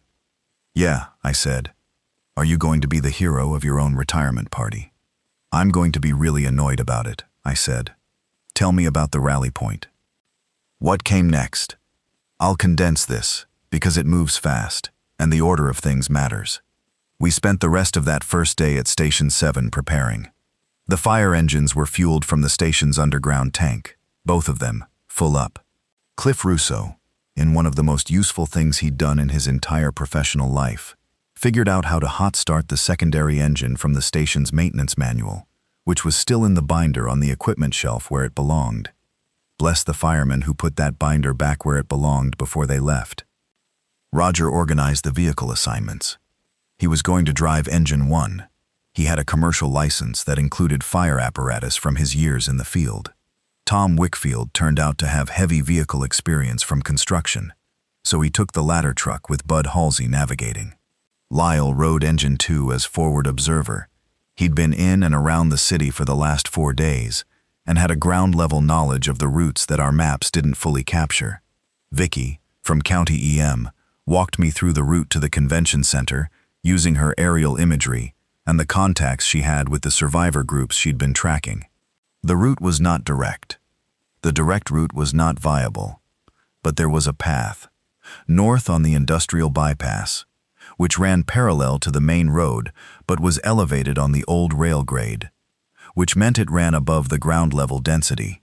Bonnie Garrett's status. Diane had been monitoring every 2 hours. No change from the walkover, no progression, stable. Al and Lois Whitmore. Al's hip was giving him more pain than he'd let on during the movement, which came out when we were settled and the urgency dropped. Lois had told Diane quietly, while Al wasn't looking. Diane had found ibuprofen in the station's first aid stores and managed the pain. He was functional. The kids.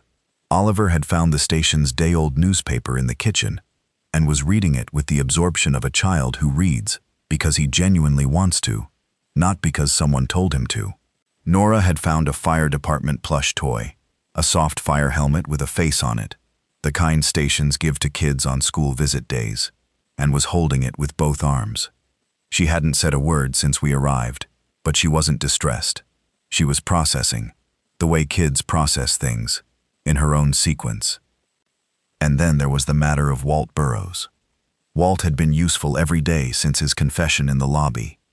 He'd worked without asking for acknowledgement, which is not nothing. People who've done something wrong often need constant reassurance that they're being forgiven, and Walt didn't ask for any. He just worked. During the afternoon at the station, he came and found me in the communications room. "Dan Prescott," he said, "my old deputy. I tried him on the landline." I waited. No answer. He paused. "But the line connects. It's not dead, which means he's either not there or he's choosing not to answer." He handed me a piece of paper. I wrote down what I could remember of the briefing protocols for the state EM relay chain, the channels, and the codes, in case you need them. I took the paper. I looked at it. It had the particular careful handwriting of someone who doesn't write by hand often and is making sure to get it right. "Walt," I said. "Yeah, you should come with us to the convention center." He looked at me. I was planning on it. "I mean, you should come not as a passenger. You're a former EM coordinator. Vicky's running a solo operation from County EM. You know the state relay protocols. When we get the convention center established and we start reaching outward, I'd be useful," he said. "Very." He nodded. He folded his hands. There was something in his face that wasn't quite relief, more like the finding of purpose, the specific look of a person who thought their professional life was entirely behind them, rediscovering that it wasn't. "All right," he said. "Let's go. The radio at 3 a.m. This one's for Phil." I transmitted to Phil's radio at 9 p.m. from the Station 7 console. I reached him on the third try. He sounded slower. The words were right, but the rhythm was off. Not alarming yet, but off. "Got there," I said. "I heard you weren't going to," he said, the dry humor still present. "I told you it was 450 yards. I thought you were being optimistic." "I'm never optimistic," I said. "I'm a dispatcher. We're realists." A pause, some static. 36 made it, I said. "Good," he said. "We're moving tomorrow. Vicky Halston is at County EM." "Vicky," he said. "Of course it's Vicky. She's been coordinating for 4 days. 14 years in dispatch," he said. "I always thought she should have had your shift." "She's doing my shift now," I said. He was quiet. "Phil," I said. "Yeah, you know the frequency." "I know the frequency," he said. "Stay on it." Another pause. Longer. "I have a guitar," he said. I blinked. "What?" "Found a guitar case in the storage room upstairs. Acoustic guitar. Hasn't been tuned in a long time, but I've been working at it." A pause. "I was always better at it than you knew. My wife used to say I should have played professionally." He paused. She was probably right. I sat in the communications room in the station, and I thought about a guitar playing at 3 in the morning on an empty emergency frequency. 32 seconds. And stopping. "That was you," I said. "Night before last," he said. "Yeah." I held the transmit button without speaking for a second, which on a radio sounds like open air. "Was it good?" he said. "It was good," I said. He made a small sound that wasn't quite a laugh. Didn't think anyone would hear it. "I heard it," I said. I was going to answer. "Why didn't you?" "I didn't know what answering would mean yet," I said. "I do now." A longer silence. "Go help those people, Ray," he said. "Yeah," I said. "You were always going to end up here," he said. "Retirement party or not." I didn't say anything to that. "Keep the frequency," I said. "I will," he said. And then the static came back, and I took my hand off the transmit button, and I sat in the chair for a while. Day 6. The move. We left Station 7 at 7:15 in the morning. 2 engines. The ladder truck. 36 people. The route Vicky had mapped took us north out of the station bay, right turn onto the side street behind Brennan to avoid the Brennan approach, then north again on the industrial access road that paralleled the old rail grade. The rail grade ran elevated, maybe 15 feet above street level on the section we needed, and the access road ran at its base, which gave us screening from the south but clear travel to the north. Roger drove engine 1 with Karen Price in the front and 4 others in the rear cab and standing room. Ann Wickfield had the kids in the rear, Nora on her lap, Oliver pressed against the window looking out with an expression I can only describe as serious attention. Al and Lois were in engine 1 too, with Al's hip elevated on a rolled tablecloth we'd brought from the kitchen. Tom Wickfield had the ladder truck with Bud Halsey and a group of 6. Tom drove steadily. No drama. That man is built for this kind of thing, which is something you find out about people only when it applies. I rode engine 2 with Lyle and Terry and Diane and Bonnie and Frank and June and Walt and Cliff. The city looked different from an elevated engine cab. I'd been looking at it through wire glass windows and parking structure gaps for 5 days, seeing it from height, from a moving vehicle, from the front windshield of a fire engine. The scale of it landed in a way it hadn't before. The smoke from a building 3 blocks to the east. The cars stopped on side streets, not crashed, just stopped, like someone had put them there and walked away. The figures visible here and there on streets below. Movement, scattered. The tide pattern, the drainage. And the sky above, overcast, the kind of gray that makes everything below it look both sharp and unreal. No one said anything in the cab for the first mile and a half. We went north. The rail-grade access road was as clear as Vicky had said. She'd had a contact, one of her intermittent survivor groups, that had traveled this route 2 days ago and confirmed it, and she'd been right to rely on their report. We moved for 22 minutes without incident. The industrial bypass north of the river overpass was different. The overpass road, a concrete span crossing a branch of the river, had a vehicle pileup on the eastern half. Not an accident, not really. More like a traffic jam that had stopped being a traffic jam and become something else when the people in the vehicles had gotten out. The vehicles were there, the people weren't, mostly. The western half of the overpass was clear. Roger took Engine 1 across first. I waited at the south end in Engine 2, watching. Engine 1 crossed in 40 seconds. Clear. We crossed. On the other side of the overpass, the north bank, the city opened up differently. The north end of the city is older. Brick commercial buildings from the early 20th century, wider streets, an industrial park that had been gradually converted to mixed use over the last decade. The convention center sat at the north end of this area, on what had been a rail yard before the city developed it in the 1990s.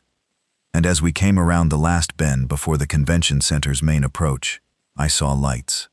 Not emergency lighting, active lights, interior lighting from a large space, visible through the convention center's tall windows, running off a generator or generators. And in front of the building, people, actual people, standing, moving, doing things, a cluster of maybe 30 or 40 individuals. Tom Wickfield came over the radio from the ladder truck. I see activity. Confirm. These are survivors? Vicky's voice came back from County EM, crackling slightly but clear. Confirm. That's Group 7. They've been established there since day 2. I told them you were coming. I exhaled. I hadn't noticed that I'd been holding something tight for the last 22 minutes. Roger brought Engine 1 to a stop in the convention center approach. Tom stopped the ladder behind him. I got out of Engine 2 and stood on the ground. The morning air smelled like everything that had been happening for 5 days. Smoke, and the particular chemical quality of a city that had stopped running its normal processes. And underneath that, faint, the smell of the river. The sky was gray, but the light was adequate. And the people at the convention center entry were looking at us, the way people look at something they've been waiting for, that they weren't sure was actually coming.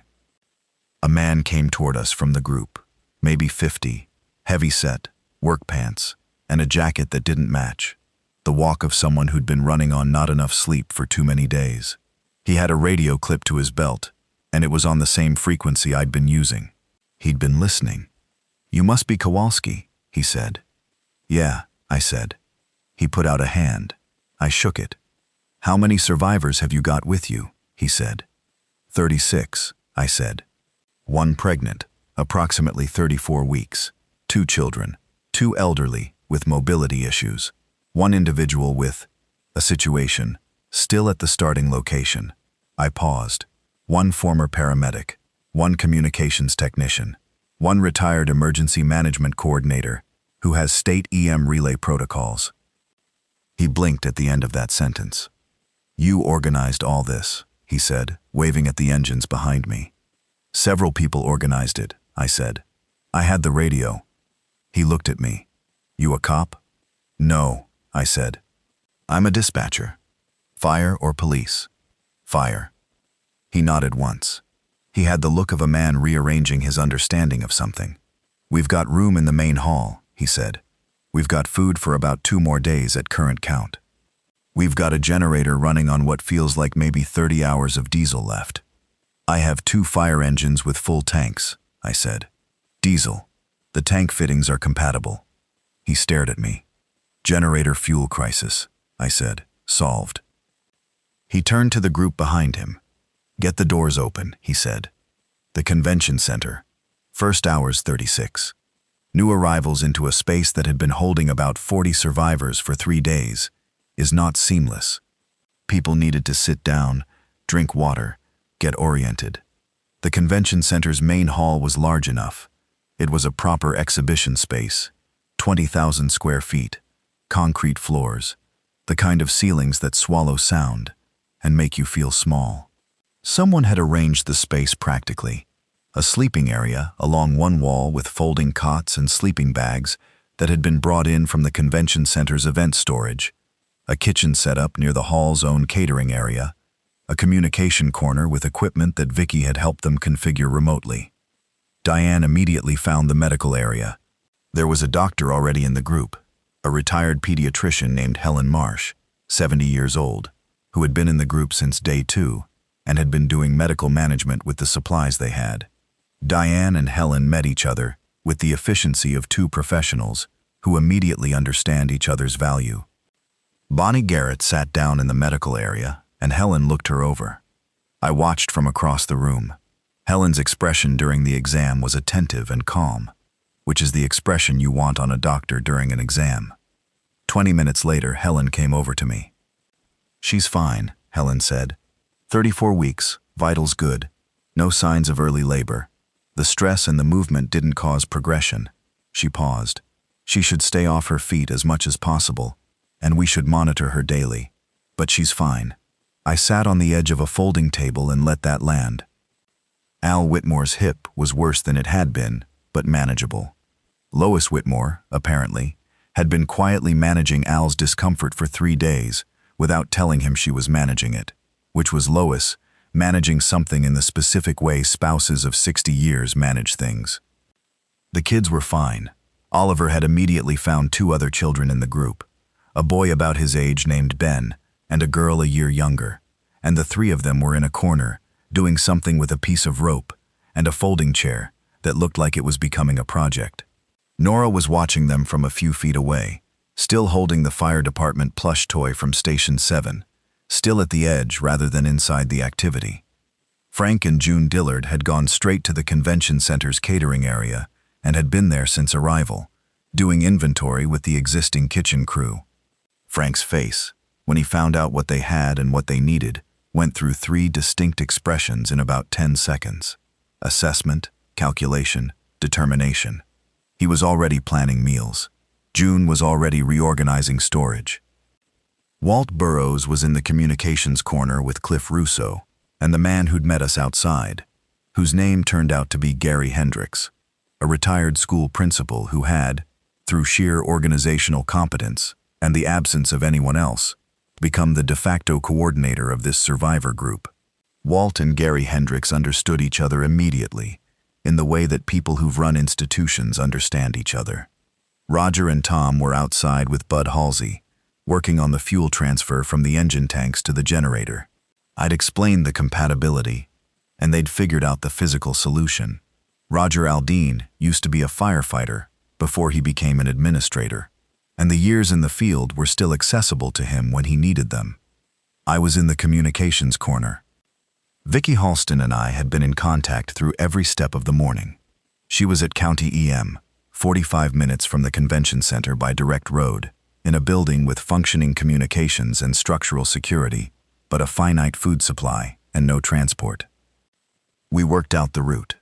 2 days from now, after we'd established the convention center, organized the fuel situation, and made sure the medical and logistical structure was stable, Roger was going to drive Engine 1 to County EM and get Vicky Halston. And while he was doing that, I was going to be on the radio with Walt's state protocols, reaching the National Guard captain on the perimeter. Captain Briggs, according to Vicky, was waiting for a specific threshold, a confirmed coordinated survivor population with communication infrastructure, not a rescue operation, not yet, but contact, a starting point.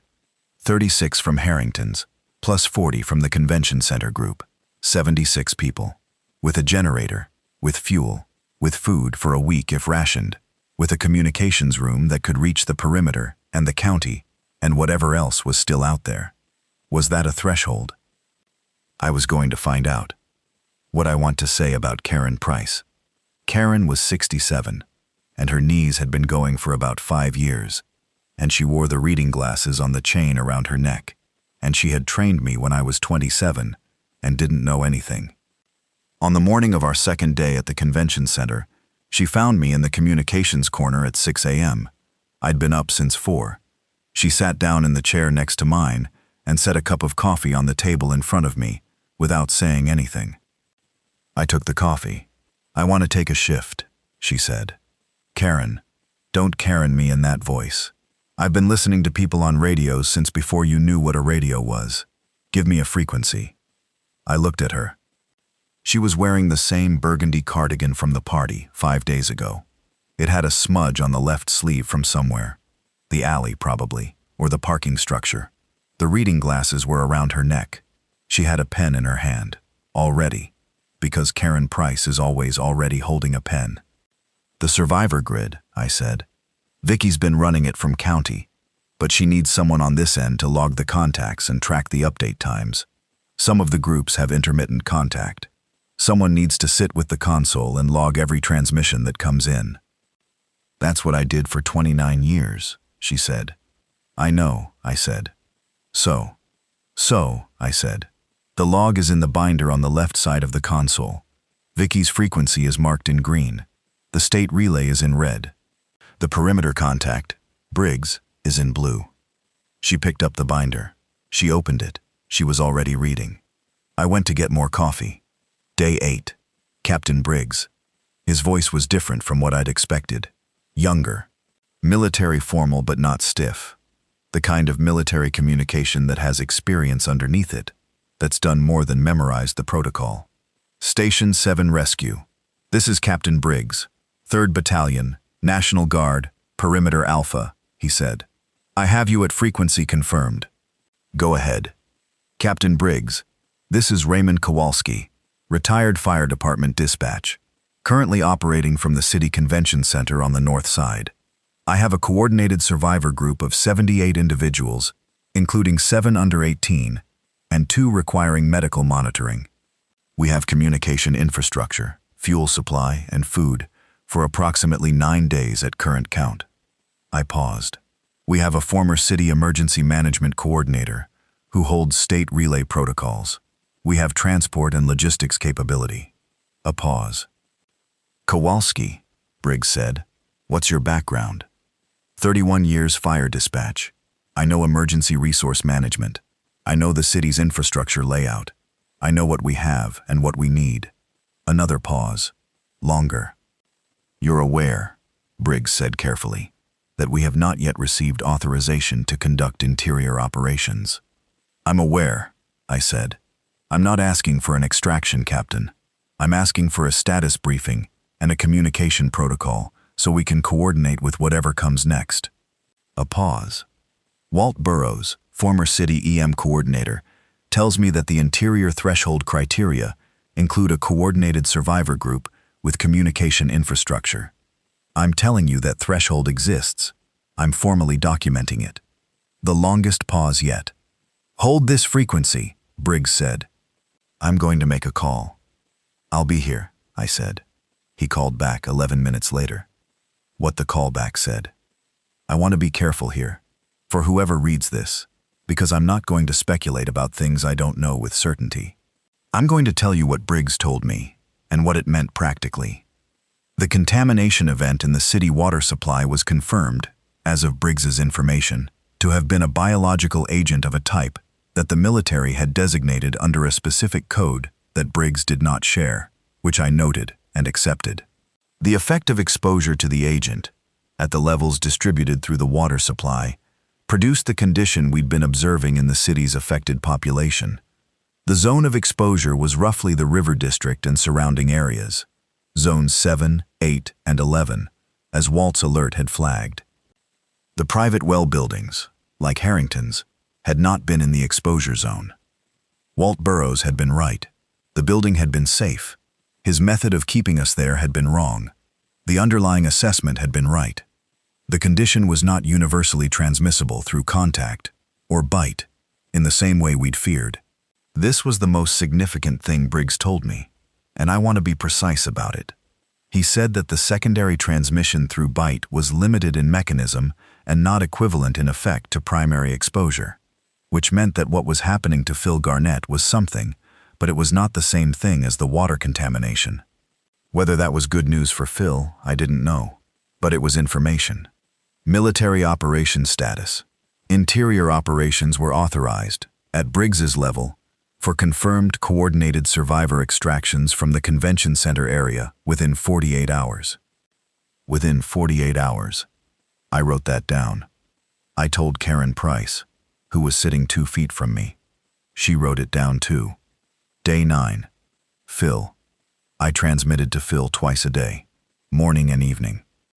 Morning of day 9, the transmission was different. It was there, the channel was open, someone had the radio on, but Phil didn't respond.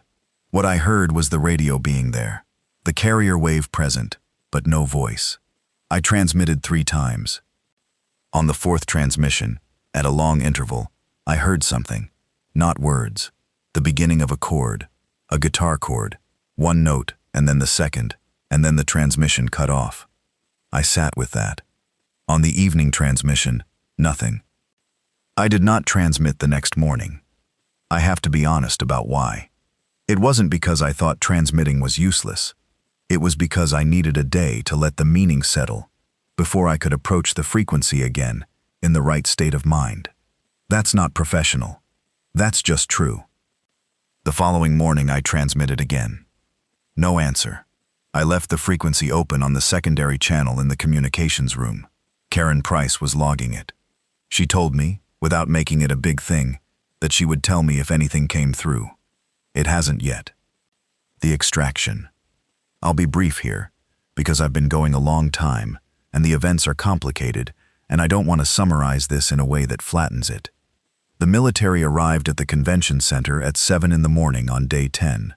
2 vehicles, 6 personnel, not a full extraction team, a forward contact team, establishing protocol. Captain Briggs was one of the 6. He was younger than I'd pictured, late 30s, a face that had the quality of someone who'd been living in a vehicle for 10 days. He shook my hand. He looked around the convention center. He looked at the communications setup.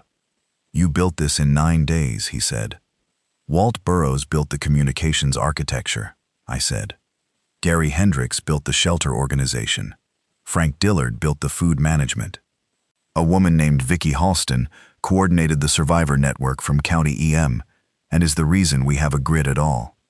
Briggs looked at me. "You're the dispatcher," he said. "You put everyone in position." "That's the job," I said. He nodded once.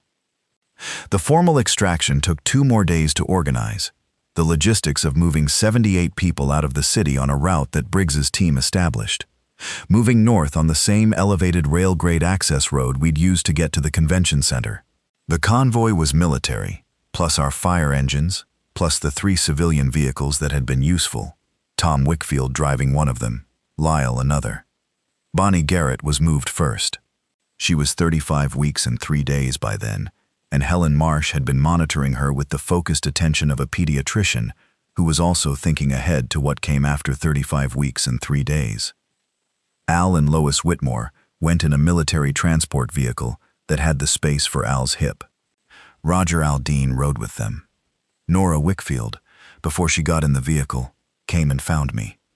I was standing at the communications room door. She walked up and held out the fire department plush toy, the soft helmet with the face from Station 7. I looked at it. She said, very seriously, "You should keep this."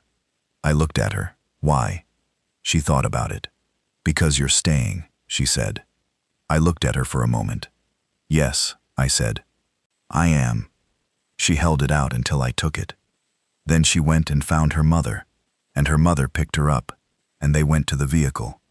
Tom Wickfield, on the way out, stopped next to me and put his hand briefly on my shoulder. Not a word. Just the hand, and then he moved on, because Tom Wickfield is not a man who needs language for everything. Why I'm staying. That's what I want to close with, for whoever reads this. Vicki is now here, at the convention center. Roger drove to County EM on day 9 and brought her and her equipment. She has the full array running off our generator. She and Walt and Karen Price are running the communications operation together, and the 3 of them are running it better than I ever ran a single shift, because they each have something the others don't.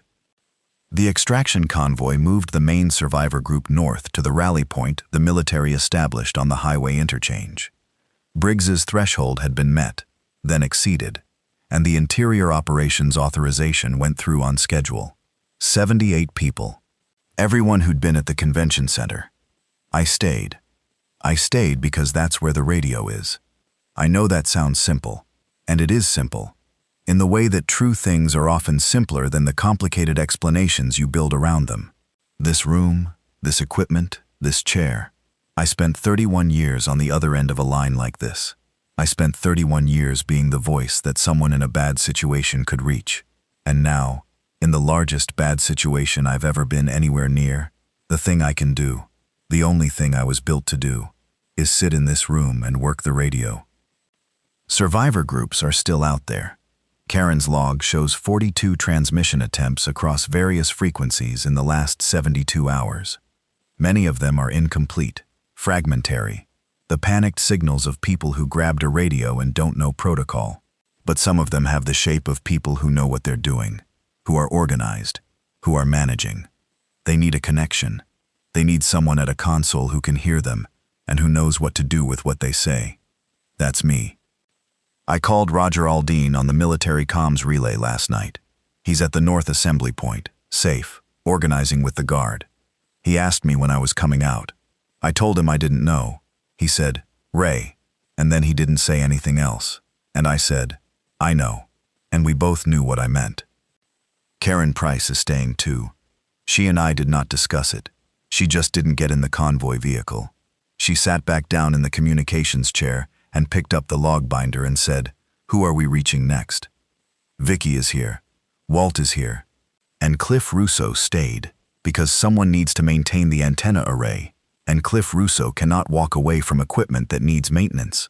It's physically impossible for him. The convention center is quiet now.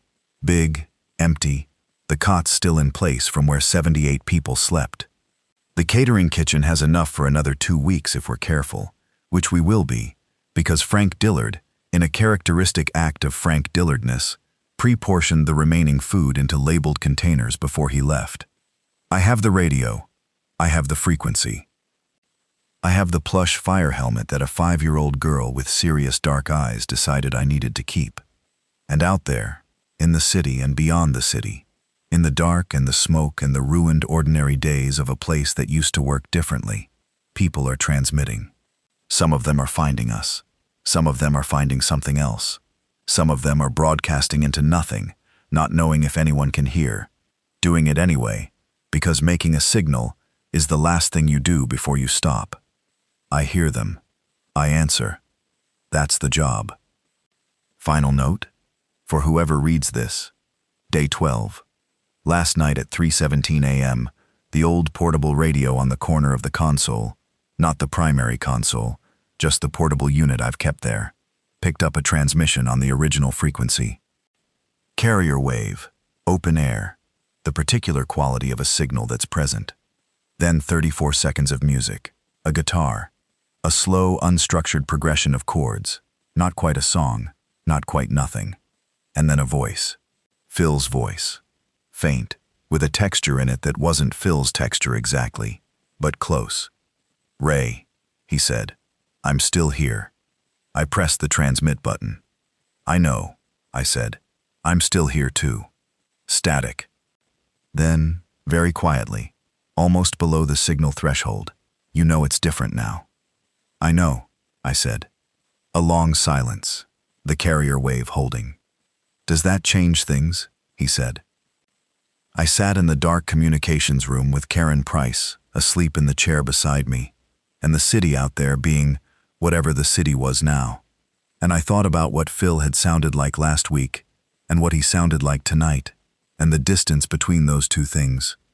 And I thought about all the transmissions I'd taken in 31 years, the calls that were bad and the calls that were worse, and the ones where the voice on the other end was already somewhere I couldn't reach but was still transmitting. "No," I said, "it doesn't change things." Another silence. Then Phil said, "What are you going to do?" And I said, "The same thing I always do. I'm going to work the radio. I'm going to stay on the frequency.